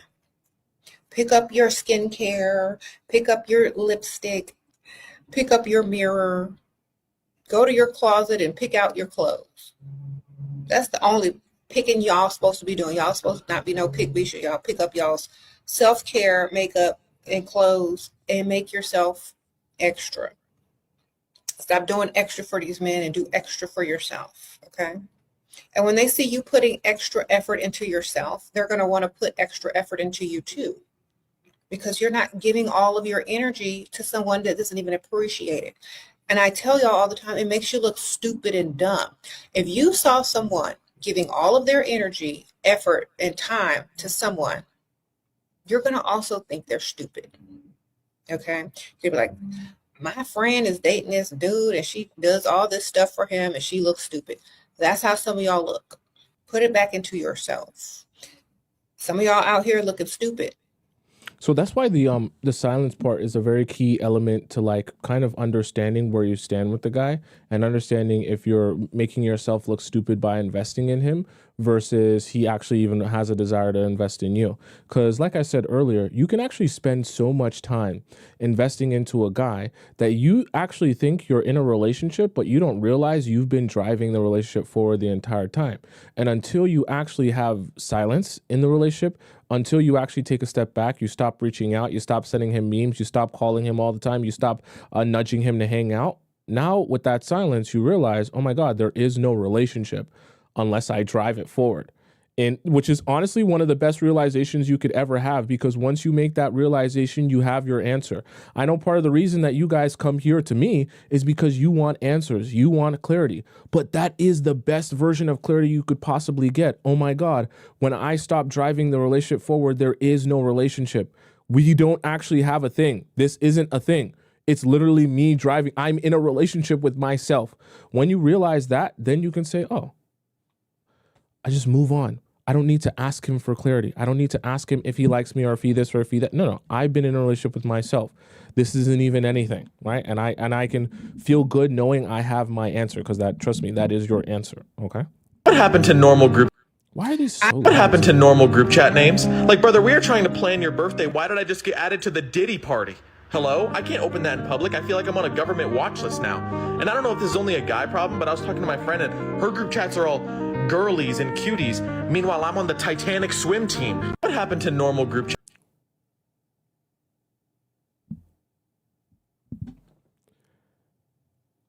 Don't ever take me to no motherfucking zoo.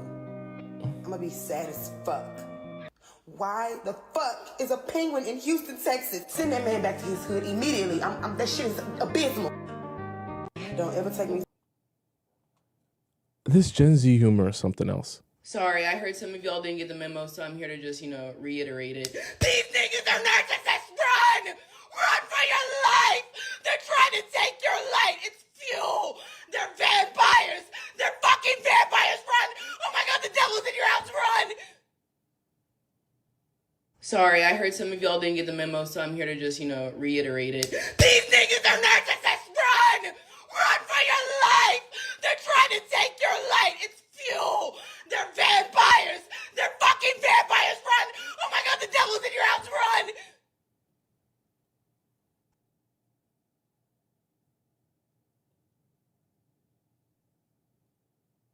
She's not wrong, If you allow a man to suck your soul, not in a good way, like in the bad way, they will. So actually, that's part of the magic of this show is that, and I think that's because for some people they probably wonder like, why do we talk about topics that are so like negative in the sense of like, oh, if a man's ignoring you or pulling away or how if he's toxic, like. It's really because I want to open your eyes to a lot of things and give you more knowledge and really because it's easy to kind of be like, well, he's treating me well, so there's not much to think about. There's not much to do. But then kind of navigating the dating world is also understanding what you're not looking for and the different games people will play with you to try to give you a facade that they are what you're looking for when they're really not. So I definitely do think there is a lot of truth to the idea that like, men will become energy vampires. Like they'll suck the life out of you if you continue giving without ever receiving anything from them. So you do have to be cautious of when you're starting to date a man, just relaxing yourself, being at peace, doing nothing, and letting that man come to you when and if he's ready. Because that way he'll be the one investing in you, sacrificing for you like we talked about earlier. And then you'll be able to see, okay, is he actually here for me to invest in me? If I see that on a consistent basis, then I can start easing my way into investing in him. Then and only then.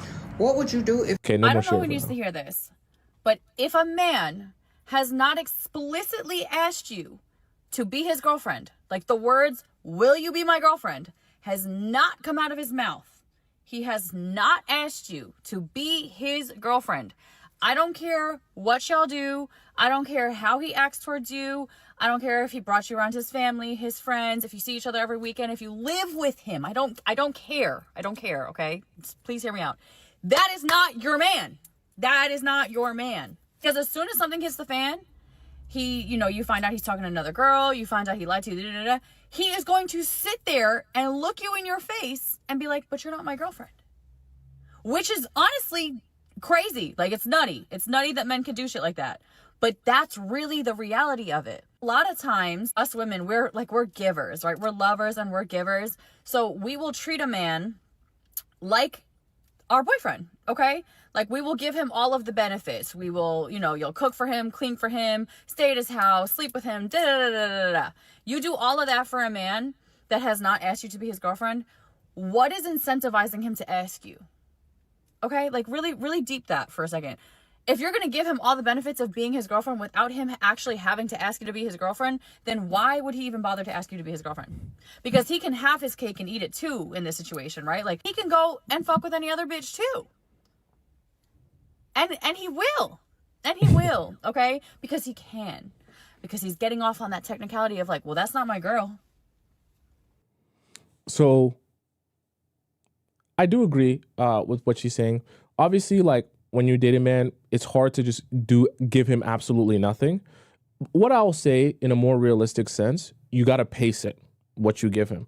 And you got to be observant with what you give him and how he responds to that. So you kind of always want to dip your toe into, if you do something for him, how does he respond? Does he continue doing for you and being consistent with you, or does he start to become inconsistent? And you should be very sensitive when you're dating a man, even before you become his girlfriend, to what is his regular pattern of behavior and when is his consistency kind of going down and when does it go up and what is kind of the flow of that in general. Because when you date someone for 3-4 months, there will be hot times and there will be colder times. But you want to kind of get a good understanding of what is average. Because when a guy starts to really dip below that average, you need to be really sensitive to saying, oh, you're dipping below that average. I should definitely, already I'm doing nothing. I should be doing even less than nothing now. Because you need to decide for yourself if you're going to start to up that frequency and consistency again, because I'm not going to beg for it. So if you decide you're going to continue keeping it right below that average and it's going to kind of just go down all the way to 0, then so be it. It'll drift away and then we'll never speak again. But you literally have to kind of be that hands off with it, but also be that observant about it, as weird as it kind of sounds. Okay, let's hop into our next segment of the show. Okay, for those of you who have been OG Players Club members, you know what time is coming up right now. For those of you who are new here, you're in for quite a treat. It is a special time. It is an amazing time. It is a time where you're going to laugh and you're going to cry. Don't look at your clock. Don't look at your watch. Don't look at your phone. Don't look nowhere else in your entire home. If you don't know the time, I'm going to tell you the time. Loud or quiet chat.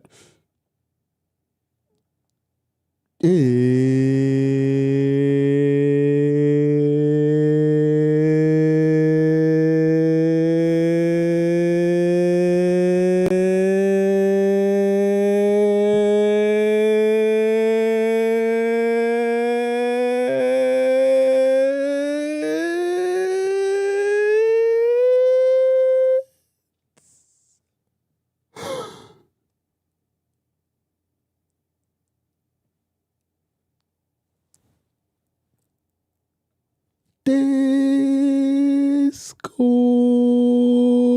time.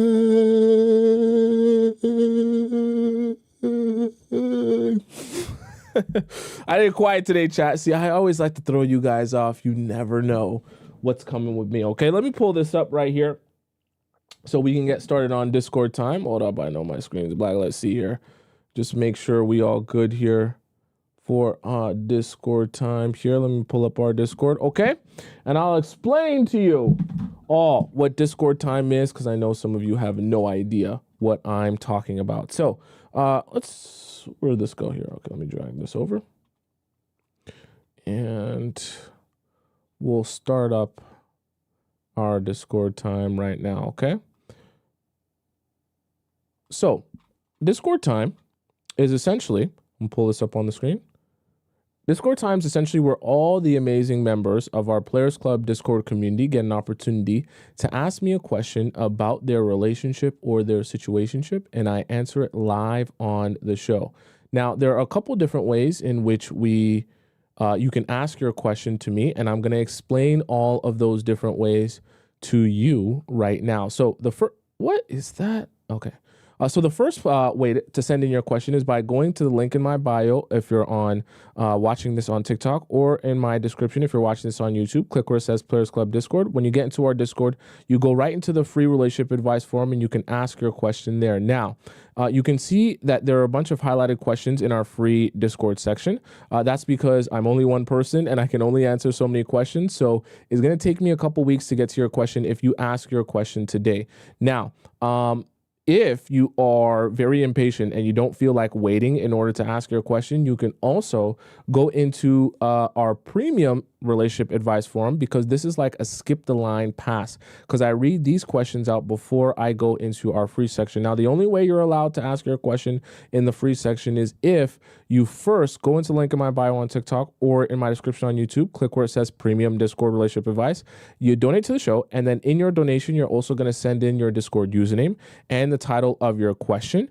And then you'll be able to, when you send that in to me, I get a notification on my phone. I see that that's you. And then I'm able to then verify that your question should be here, because obviously you're getting to skip the line. So it's got to be fair for everyone. Okay. So the other way to send in your question is for those of you who want to get my advice, but you don't want it to be read out on the show. This is our private relationship advice hotline. This is in our Discord. It's also available in the link in my bio on TikTok or in the description on YouTube. It's where it says private relationship advice. You can go there, click there, type out your question, as many sentences as you want, paragraphs you want, details you want, send it in to me. I respond with an 8 to 10 minute voice message addressing your situation, giving you some perspective or advice on what you are looking for. Okay. Now let's hop into our first question of the day, which is going to be in the premium section. I did this one via voice when I missed the show. This is our first question of the day. Oh, you said my free question is 30 days old. Well, let's see if we can get to it today, because I have to go in there in order. Okay. Okay. So this one comes from Jolly. You said he is a 10 but he is a little flaky. I thought you were going to say a little freaky. Hi, Thompson. I've been dating this guy, P, for almost 6 months now. We can both feel that this connection is serious, and he's wanting to take things slow with me and make sure he doesn't F this up. As he told me that he's been having a crush on me since 3 years ago and wasn't able to talk to me in a RLTS. What? At the time. We have been going on dates once a week. Sometimes we're both busy. The next date might be stretched to 3 to 4 days, weeks later. He also expressed how much he missed me. Oh, in a relationship. Why didn't you just say in a relationship? Sorry, thank you for that. He also expressed how much he missed me.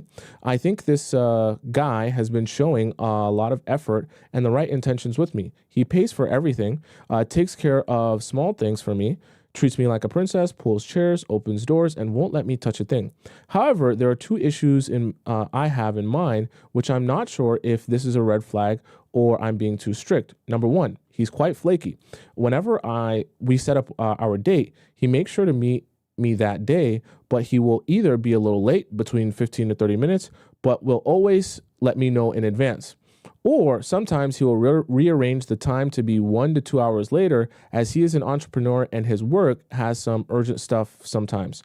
I have been showing that I'm unbothered and patient towards this, as I'm also an entrepreneur myself too.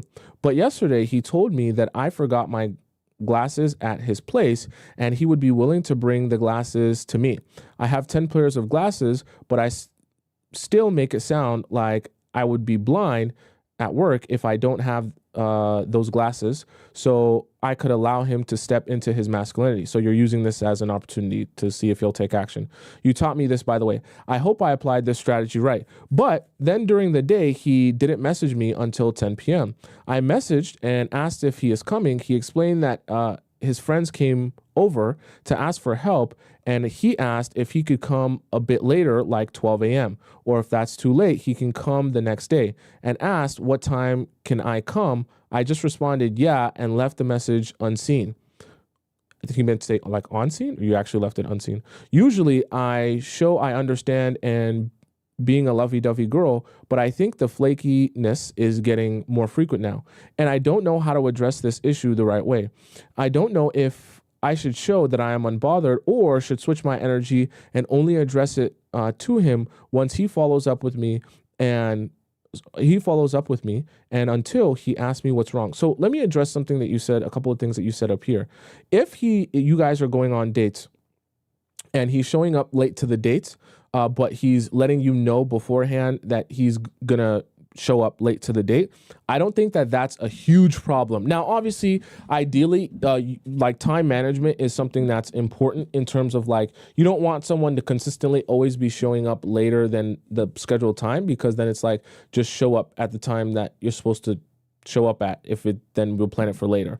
But at the same time, if he's telling you in advance, at least he's respecting your time, in the sense that if he is going to be late, he's not just going to not say anything to you. So that is better than it is horrible, if that makes any sense. Now I'm not saying you should accept the bare minimum, but I'm just saying that's not the worst thing in the world. Now, as it relates to him and your glasses, I think that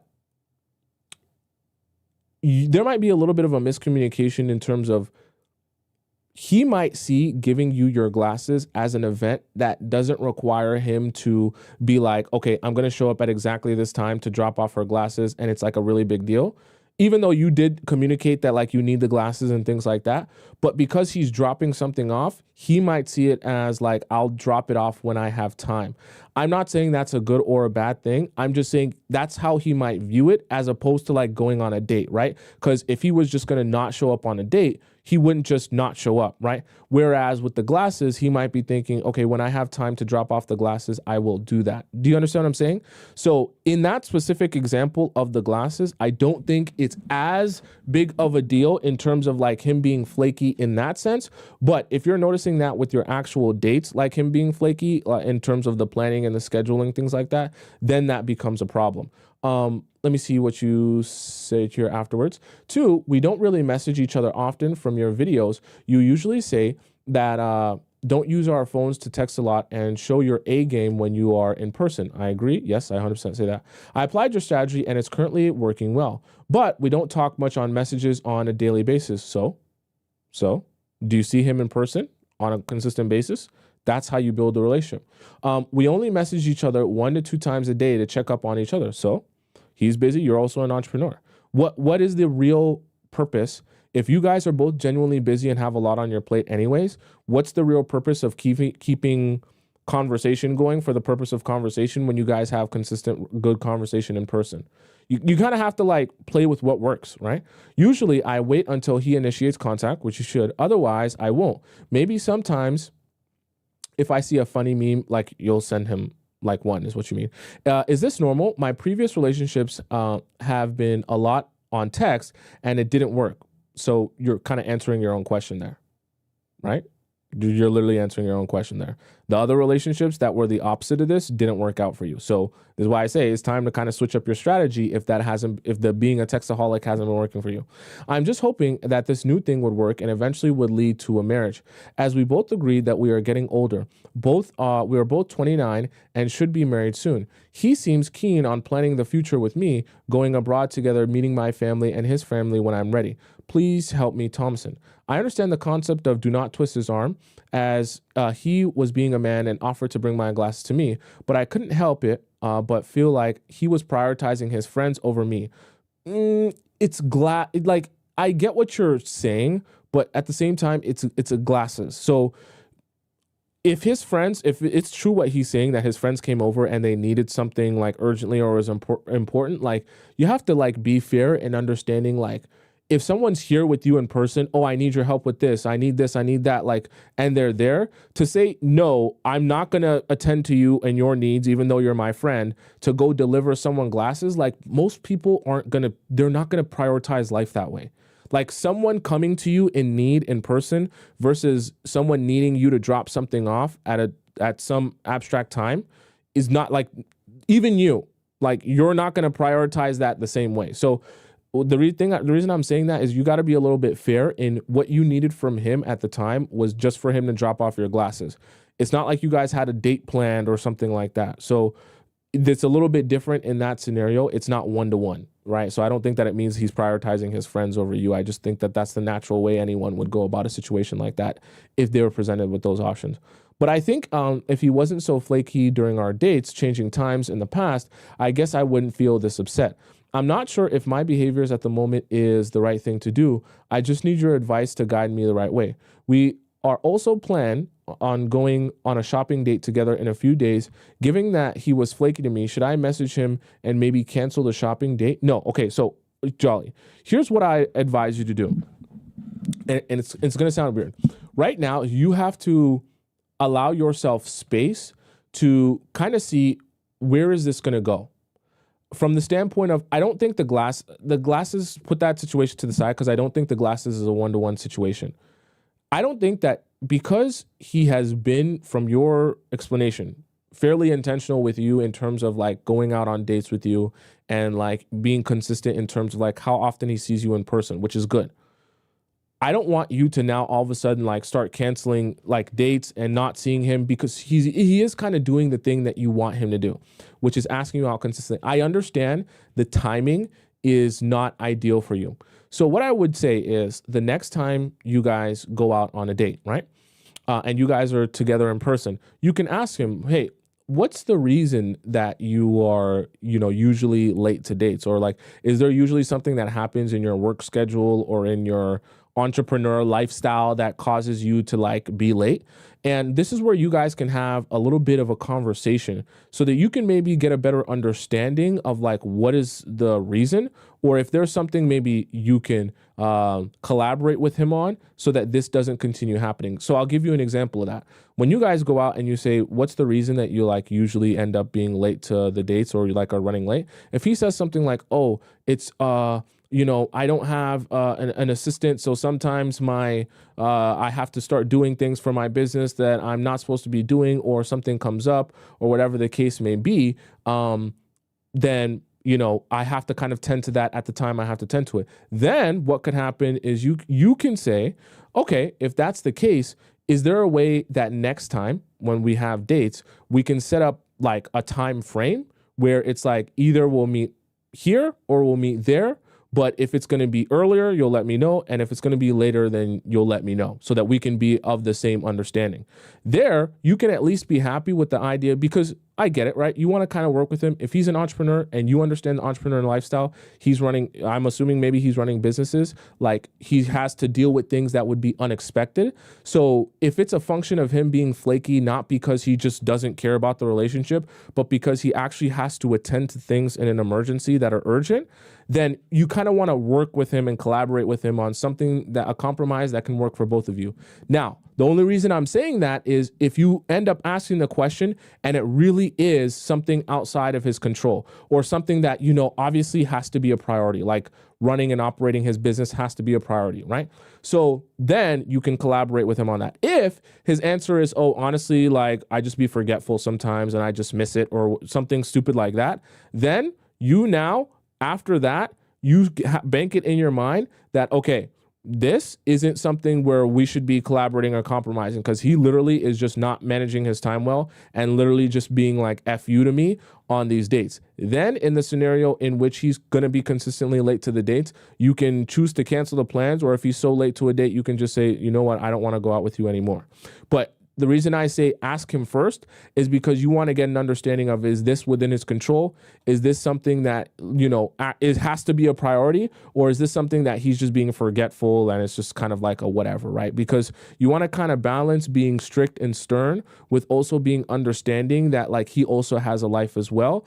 And if he's being respectful of your time, that if he is late, he does let you know ahead of time in advance, then there's something to be said for that, because that at least is respecting the fact that you're also an adult. So you want to be able to work with people, even though you still want things to be, you know, your way and you want it to be the right way. You want to a little bit work with people, especially if they're trying to actually do the right thing for you. You understand what I'm saying? So there's a balance there. I don't want to go to any one extreme.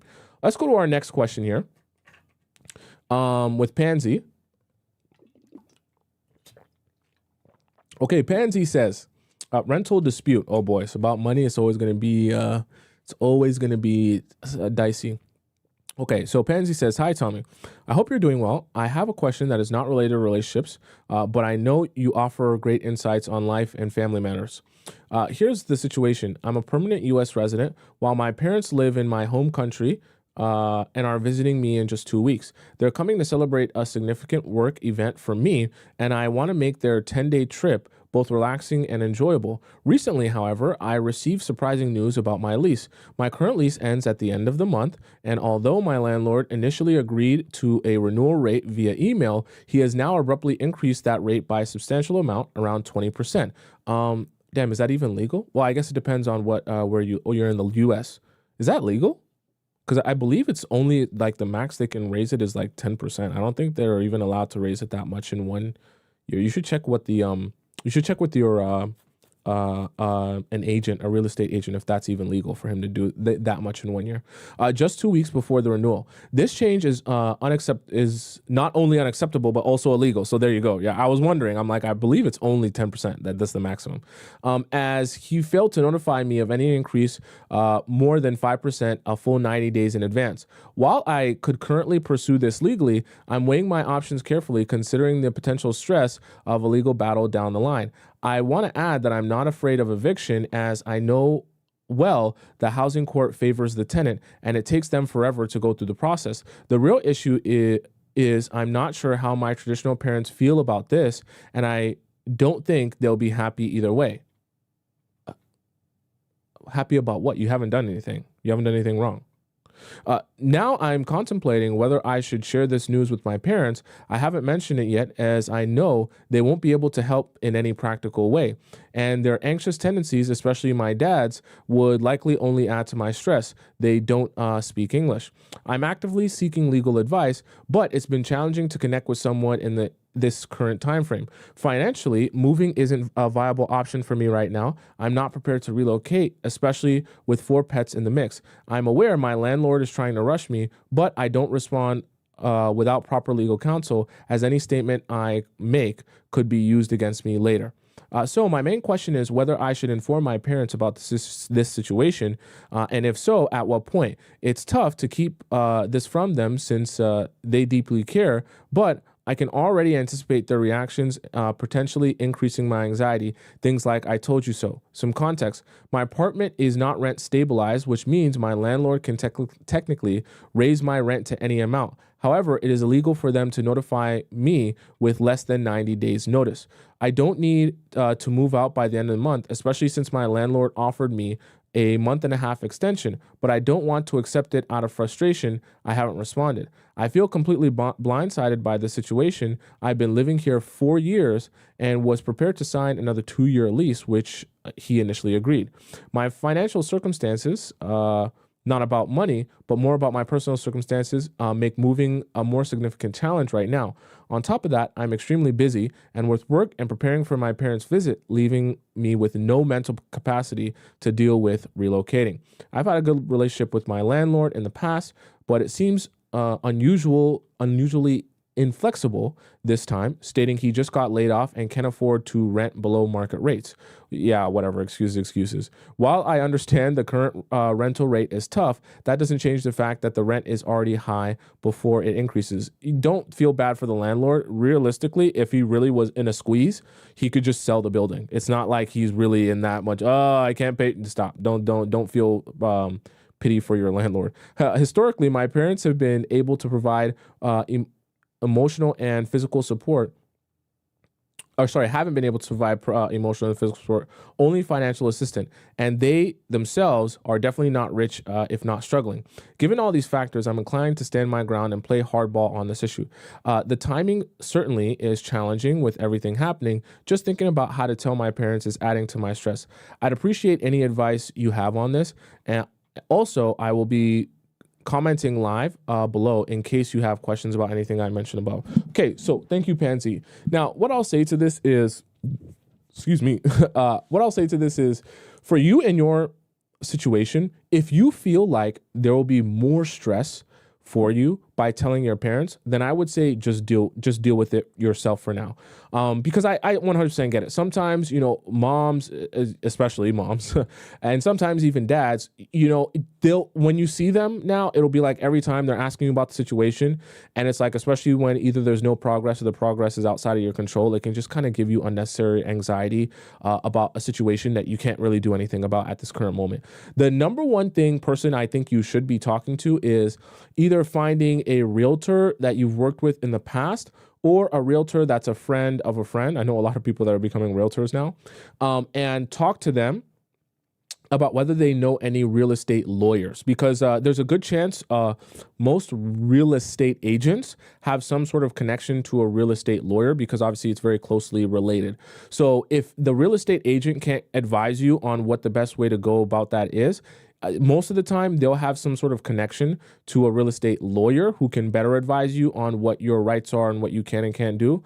And from my own understanding in terms of like rent rates and landlords and things like that, it is how you described it, right? Like it shouldn't be legal for him to increase your rent that much without a proper notice, number one, which means as long as now the number one thing is don't miss a day of rent now, okay? Because I know from my own previous experience that if you stop paying your rent on time, then all of a sudden your landlord can have grounds to say, well, I didn't kick her out because, she was paying under the thing. I kicked her out because she wasn't paying her rent at all and she missed days, right? So make sure you pay your rent on the days you're supposed to pay it still, so that he can't even have that position to stand his ground on. Outside of that, you're in a position where you don't really have to do anything. Like your landlord might be pressuring you to move out, but like how much is he going to pressure you, right? He can't come inside your house, right? He can't come into your building. Like he can message you, maybe he can knock on your door, but at a certain point he's going to have to realize like what actually serves him and like how far is he willing to go to try and get you to do something that he legally has no leg to stand on, right? And he also understands that I'm sure he's not stupid. He's not an idiot. He's probably asking you to do something he knows just to put some pressure on you to see how you'll respond. But if he has no legal leg to stand on, like there's not that much for you to worry about, because he can't really evict you for nothing. So I'm saying at this point, right, talk to a real estate agent, talk to a real estate lawyer, right? If you can find one. If not, just Google one, okay? A real estate lawyer, have a conversation with one, or a real estate agent, have a conversation with one so that they can advise you on what the best thing to do is moving forward. Obviously, like you said, don't contact or talk to your landlord. Just continue paying your rent on time so that he has no grounds, to evict you or anything like that. And then from there, figure out what your options are, and then obviously be figuring out what your options are also in terms of like moving out, okay? Just start to weigh your options. I'm not saying you have to have it in your mind that you're going to move out next month, but have in your mind, okay, if this goes this way, or if I do have to go to court, or if this is the outcome, then I maybe might choose to move out or might choose to go there, right? Like, so this is the time where you're going to have to start buckling down and doing some research and talking to people who will be able to advise you on, based on their expertise, what the best way to move forward is.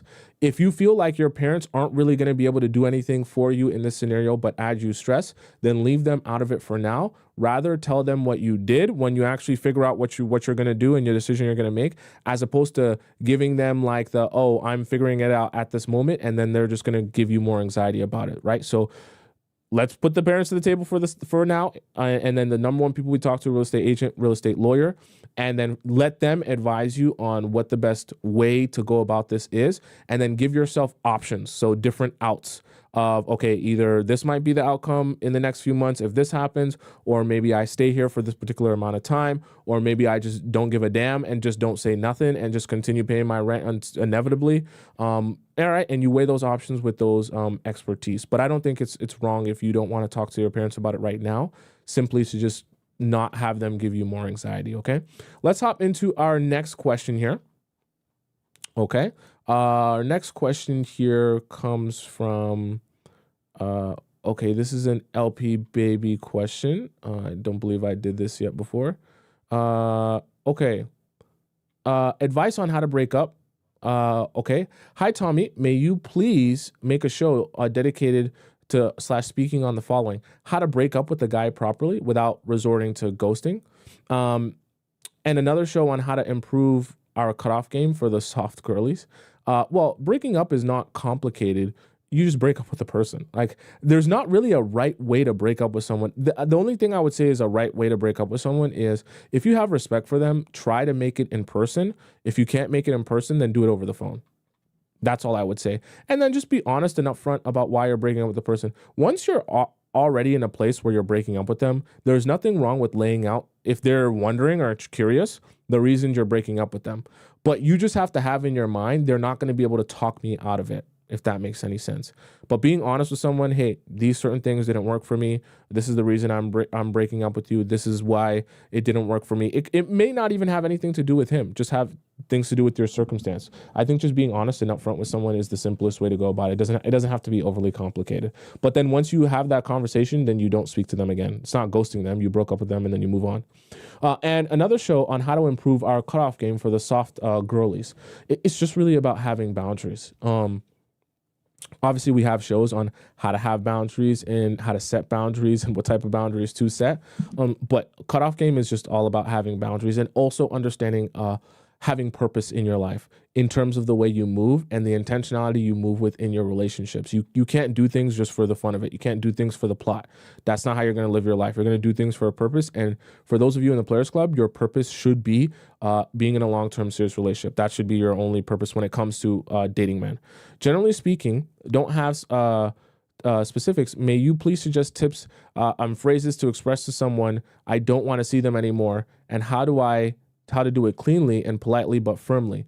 If you're breaking up with someone, you don't need to like save their feelings. If you don't want to see someone because you're breaking up with them, you just let them know, I'm breaking up with you and this is going to be the last time we see each other. It doesn't have to be nice. Like, it doesn't have to sound nice. When you're setting a boundary in the sense that, like, I'm done with you, just set the boundary. Like, you don't need them to see you as a nice person afterwards. Like, you're breaking up with them. The relationship's over. Like, it doesn't matter if they think you're nice about it or not. You just have to be clear about it. Being clear about it is more important than being nice about it.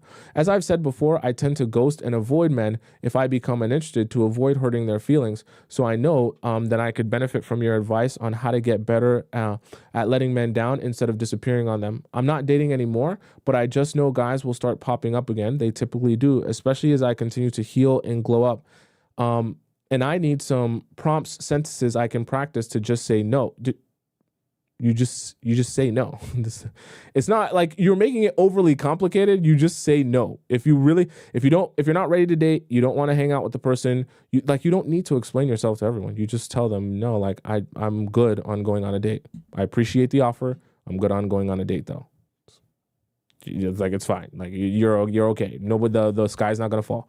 I find it hard to let guys down. I tend to be really considerate of others' feelings and their ego, perhaps to a fault. Also, when I become too attached to someone I'm dating exclusively, it becomes very hard to leave. In my past, I couldn't leave unhealthy relationships, maybe due to trauma bonds and or sharing soul ties after sleeping with my boyfriend at the time. I'd love to know your advice for those, aka me, on not having the strength at the time to leave. Additionally, I know I can be a little bit of a pushover, so that's why I ghost, just to avoid having to let the men down. I mean, you're making it worse when you ghost them. So you're not really, so this is the thing, right? You're thinking you're doing it you're thinking you're such a nice person that you don't like to let men down, but you're letting them down more when you ghost them than you are just telling them straight up. You know what I mean? So if that's your goal, to like save them and not, be super mean to them and make them feel really shitty or really poopy, then you do that by being upfront with them, not by ghosting them. Ghosting them is the worst thing you can do in that sense. I know it's not the correct approach, so I come to you for some guidance, please and thank you. Okay, so this is your summary of what you were asking. Yeah, so here's the thing, right? Certain things I can help you guys with, certain things I can't. So, for example, saying no, if you're breaking up with someone or it's not the right time for you, like, you just say no. Like, I can't explain it any simpler than you just have to say it. There's nothing really you can practice. There's nothing really, you just have to get over your fear of disappointing people and realize that the person's happiness that you are the most concerned about is your own. You're not a selfish person because you're concerned about your own happiness. You just need to figure out what makes you happy first, address that. That's the only way you'll ever be a good partner to anyone, is by serving your own happiness first. And then once your happiness is served, then you can start figuring out how you pour into other people. So you don't have to think of saying no as disappointing people. Think of saying no as, okay, I need to make me happy first. So if right now I'm in a mental state where I can't be going out on dates, I'm in a mental state where I don't have any energy to give or pour into someone, I'm in a mental state where I'm still involved or thinking about my last ex or my last situationship, and I can't properly be here and present romantically with someone new, I'm doing something for myself and my own happiness by turning this offer down. And if that guy's disappointed, I'm sorry that he's disappointed, but sometimes you have to disappoint people to keep yourself happy and keep yourself sane. Because at the end of the day, you making this guy happy by going out on a date with him or spending some time with him, and you end up miserable in the end, the only person that you're going to have to deal with in terms of happiness or misery is yourself.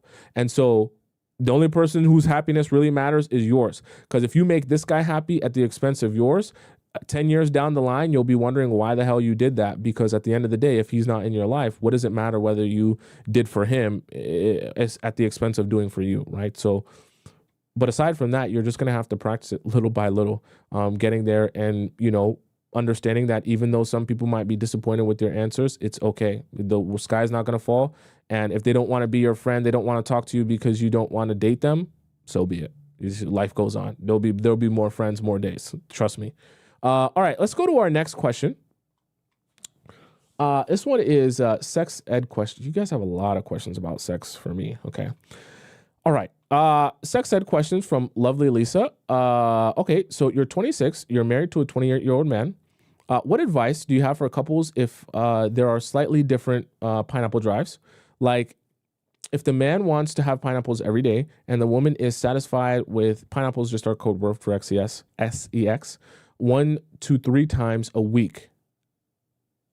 Are you saying that's you, or like, what are you saying? You should just ask for yourself. Okay, so I'll answer this first. I'll be honest with you. Okay, I'll be super honest with you. This is something that should be worked out beforehand. I'm being like super serious, like super real, super serious, super real. You should not be getting into a relationship without an understanding of your sexual compatibility with someone. I'm not saying you guys have to have sex. This is why I say questions are the key to unlocking a lot of your questions, right? When you ask questions strategically, you can get a lot of understanding, a lot more than not.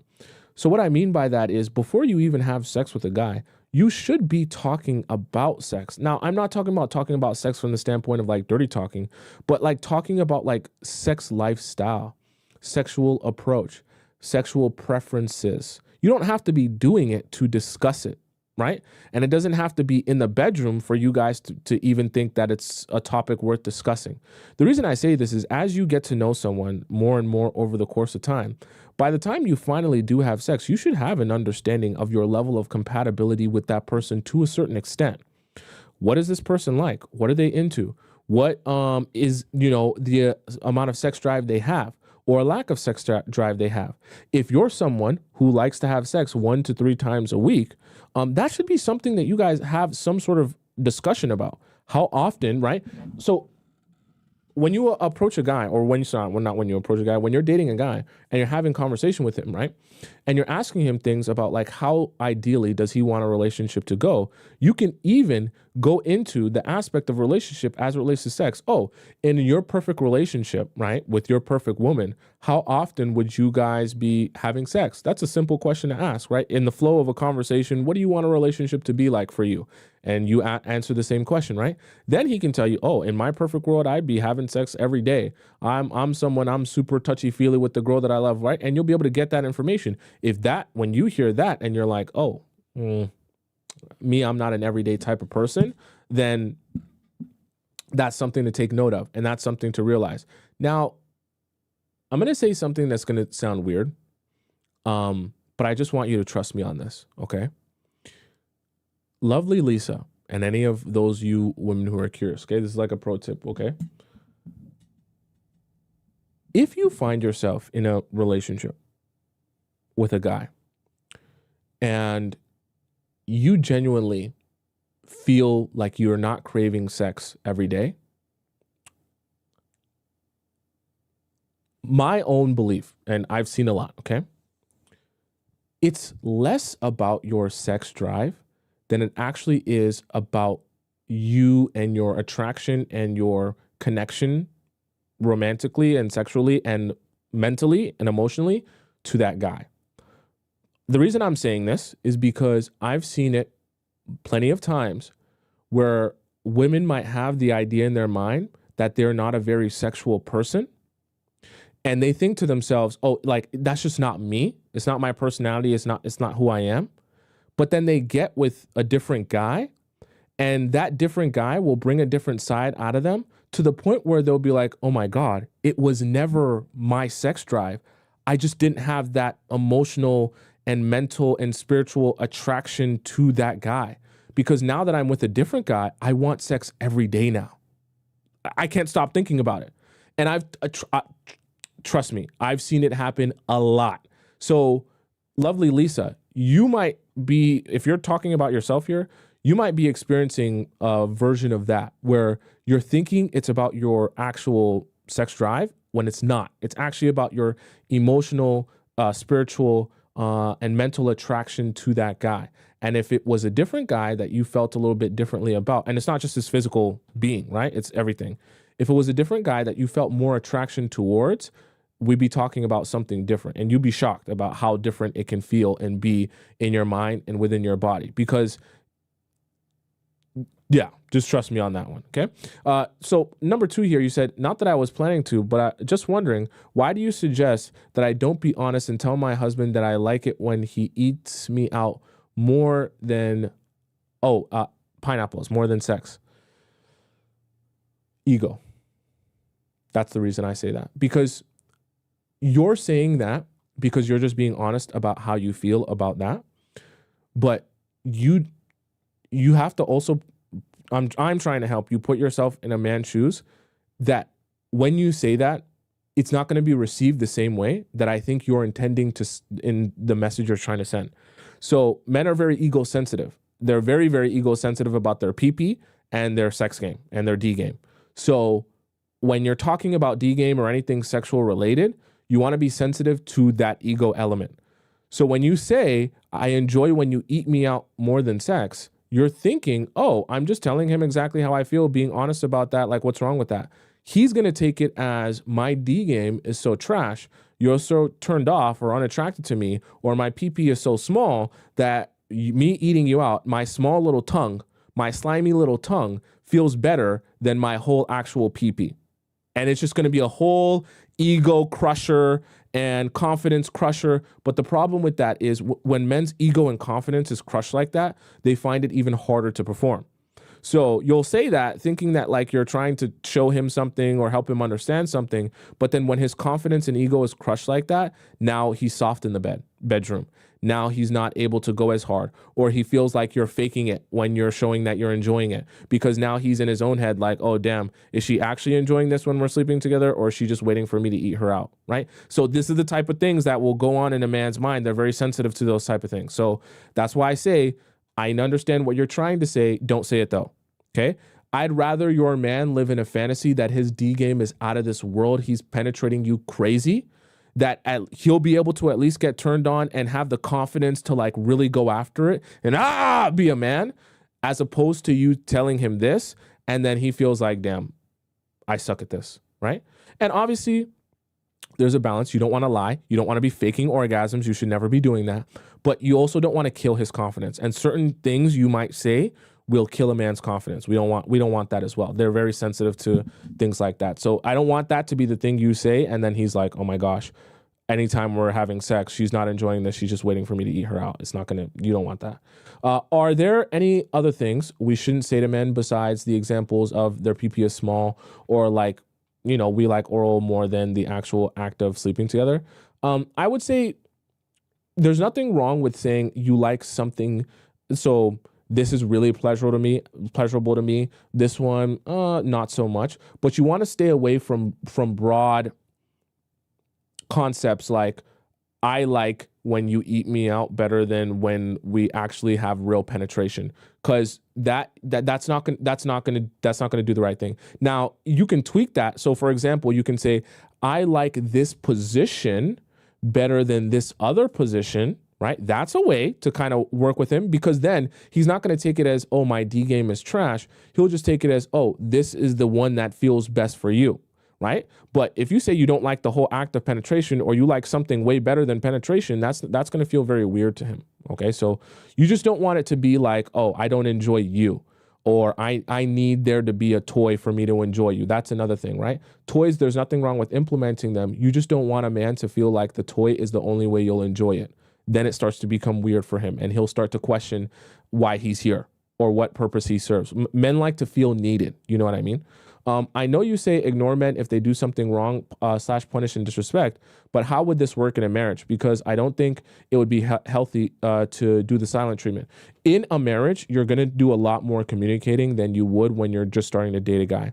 But what I would advise is, if you notice maybe he's putting in less effort, then your approach should be to then take your time, your energy, start going out with your girlfriends. Let him then ask you about, hey, why are you going out with them and not hanging out with me and spending time with me? Then when he inquires to you about why you're doing A, B, and C, you let him know, oh, you weren't putting in a lot of effort and take me out on dates or doing anything. So I decided to go out with my friends because I'm not just going to sit around in the house by myself and be bored. Then you can that's kind of the way that you go about stuff. But someone said that would be being passive aggressive. Yes, it would. Yeah, it would. I don't give you guys advice that your therapist would give you. I give you guys advice that will actually cause men to take action.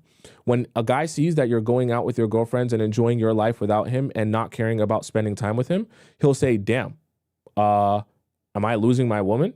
Because she doesn't seem to care anymore. That is what makes men actually want to make some sort of change. When you start begging, oh, please spend time with me. I'm so bored in the house. You don't want to spend time with me. I need you. You're my sole source of happiness. They don't respond to that. So I'm not going to give you guys advice that your therapist will give you. I'll give you guys advice that men actually respond to. So that's Yeah, it definitely is passive aggressive for sure. With the punishment and the disrespect, I would say, so your version of silence is not going to be like ignoring his text messages, or like, obviously if you guys are married, there's certain things like you guys have to get done around the house. It's just about pulling back your energy. Okay. So, we had this little, the intermission was about treating men like your employees. You basically, when you're in a marriage, the way that you interact with your men when you're in a good mood, the way that you'll tell jokes, the way that you'll be extra about stuff, the way that you'll laugh with him, the way that you'll touch him and all that stuff. Understand, he gets accustomed to that and that dynamic. So when you guys are married for years and years and years, he will know and feel when there's a slight shift in the energy.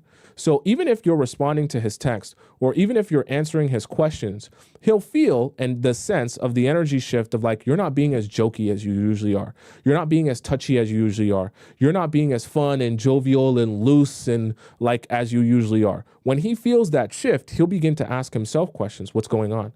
Why is this happening? Why is she acting this way? Did I do something wrong? Right? Then in the process of him asking himself these questions, he's smart asking you, are you okay? Is something bothering you? Did I do something? Then when he prompts you by asking you, you then respond with the thing that's bothering you, right? In a marriage, I think it's very much just like you just want to pull your energy back enough for him to inquire what's going on and what the problem is. Then when he inquires, you then communicate with him what the problem is, because it allows men to be in a place where they're more ready to receive when they ask you what's wrong, what's going on, is there an issue, as opposed to you over explaining and he feels like you're nagging him. Okay? Right? Someone says this is not healthy. Don't do that. Hey, listen, like I said, I'm not giving you advice that your therapist will give you. I'm going to give you advice that men actually respond to. For men, they need to be prompted within themselves to say, okay, something needs to change here. I don't like the feeling of this. I don't like the energy here. I don't like the vibe here. I want to ask or inquire about what's going on here. When he asks or inquires, it's not like you ignore him. Then you can explain to him what's going on with you or why you're upset. But let him ask or inquire, because then he'll be in a much better place to receive whatever answer you give and whatever communication you want him to hear, as opposed to you telling him and his mind and ears are closed off to what your needs are, because he's like, I don't even want to hear it. I didn't even ask about it, right? So you have to give men space to come to you and inquire, right? They have happy wife, happy life for a reason. If he cares about you, he should be inquiring about your switch in energy or why you don't seem as enthused or happy as before. If he's not, then we have a whole different problem on our hands, okay? But you can't even be over explaining to your husband if he's not inquiring about you. So let's hop into our next question. Okay, so our next question here. Found out sister is talking to my ex and likes him. What? Hi, Tomisin. I hope you're well. I'll just get straight into it. Basically, I'm 22. I found out my sister, who's 18, has started talking to my ex, who's 23, 24. You don't know how old your ex is? But he's not exactly my ex. It was more like a silly situationship I had 3 to 4 years ago. I have no feelings or emotions about him or towards him.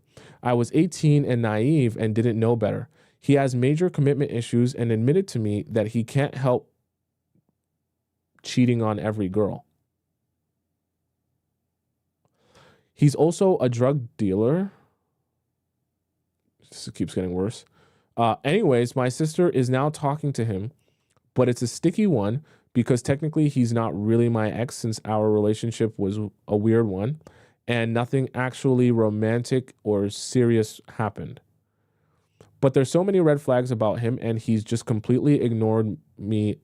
Wait, what? And he's just completely ignored me about all of it. I even only found out because she accidentally swiped in her camera roll and landed on a pic of him, like a picture with him or just a picture of him. This man is a joke. In our 2 years of being together or talking, he'd do this thing where he'd make an argument, disappear for a few months, and come back as if nothing happened and rinse and repeat. For 2 years. I got sick of it, obviously, so I left him, and the last straw was finding out he moved to a city 5 hours away and living with a girl without telling me. After having a huge argument, I let it go and said, you know what? Just keep talking to him because I don't know how to tell you how little he means to me anyways.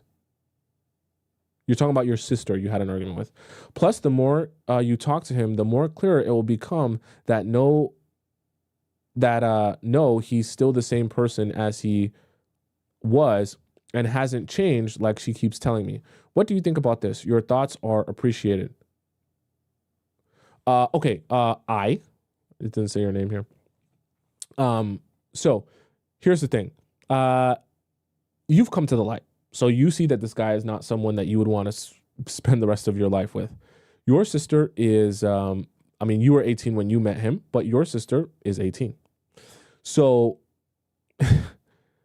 she's still developing in her understanding of men and relationships. All you do is you do your big sister job of letting her know what's up with this guy, letting him know what your experience was with him, and letting him know that you wouldn't advise her to be talking to him. Once you do that, your job is done. You cannot spend all your days and energy trying to save her from the inevitable. She needs now to learn for herself firsthand what it's like to go through being with a man who is going to disappoint her. I know it sucks because when you can see like the train wreck coming, you feel like you're responsible for stopping it. But even when it's your sister, the most you can do is let her know, right, what's coming. Let her know what your experience has been.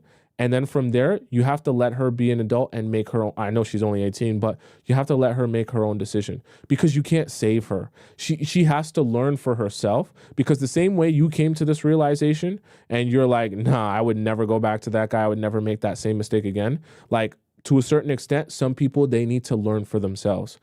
For some people, they're good at being able to take information from people smarter and wiser than them and not make the same mistake. But for some people, they need to make the mistake themselves before they see the light. So I know it sucks because you're like, I know exactly what's going to happen. I know exactly how he's going to treat her. I know she's going to be crying on my shoulder. I know it sucks because you can see it happening, but there's nothing you can do. Because especially with girls too, the worst thing you can do is try and be like a helicopter parent and try and be like, I'm ordering you to never speak to him. Now you're just going to make him 10 times, 100 times, 1,000,000 times hotter. Okay. So I would advise you as the older sister, don't take a stance of like, I'm going to watch you like a hawk and make sure you never speak to him. Cause now she's really going to want to speak to him. Like, cause he's going to be like the forbidden fruit. So better for you to just say, look, I'll warn you about him. I'll let him, know what happened to me. I'll let you know what the situation was. It seems like you already had that conversation with her. Now you're hands off, and just be expecting. I know it sucks, but as the older sibling, you just be expecting of the day where she's going to cry. Oh my gosh, he disappointed me. Oh my gosh, he cheated on me. Oh my gosh, he did this, he did that. You just be a nice older sister, shoulder to cry on. They're there. It's okay. You don't have to say, I told you so. It's okay. I'm there for you. She'll learn her lesson. And then next time you won't have to tell her twice. Okay. Some people, they just need to learn. That's how life goes. All right. Okay, chat. That's the show for today. I do have to run. For those of you who have a question for me, feel free to ask me, whether it's in our free section, our private section, or our premium section of our Players Club Discord. For those of you who want to rewatch the show because you came late or you missed some parts, you're on TikTok, you can always go up onto my name there on YouTube and you can type in my name, Tomisin. And then once you find me on YouTube, go into the live section, you'll see this live stream and all the other live streams I've done since the beginning of time. You'll see the YouTube and TikTok live chat embedded in the video as well for all the conversation. For those of you who want to follow me on Instagram, my Instagram is just Tomisin_tub on YouTube, Tomisin_ATOB. And you can find it that way. All right. For those, let me make sure I got to this donation here. Thank you for the donations. It was Aluna that donated $10 in the YouTube chat. Thank you so much. And thank you to those of you who donated in the TikTok chat as well. All right. I'm here every Monday and Thursday. So I'm going to be here again next week on Monday. So until we meet again live, I will be posting on YouTube as well. I bid you adieu, arrivederci, adios, sayonara, ciao, salam, baoni. I think I said them all. Yeah. Bon voyage. And I'll see you again on Monday at 4 p.m. Eastern Standard Time. I love you so much. Okay. Take it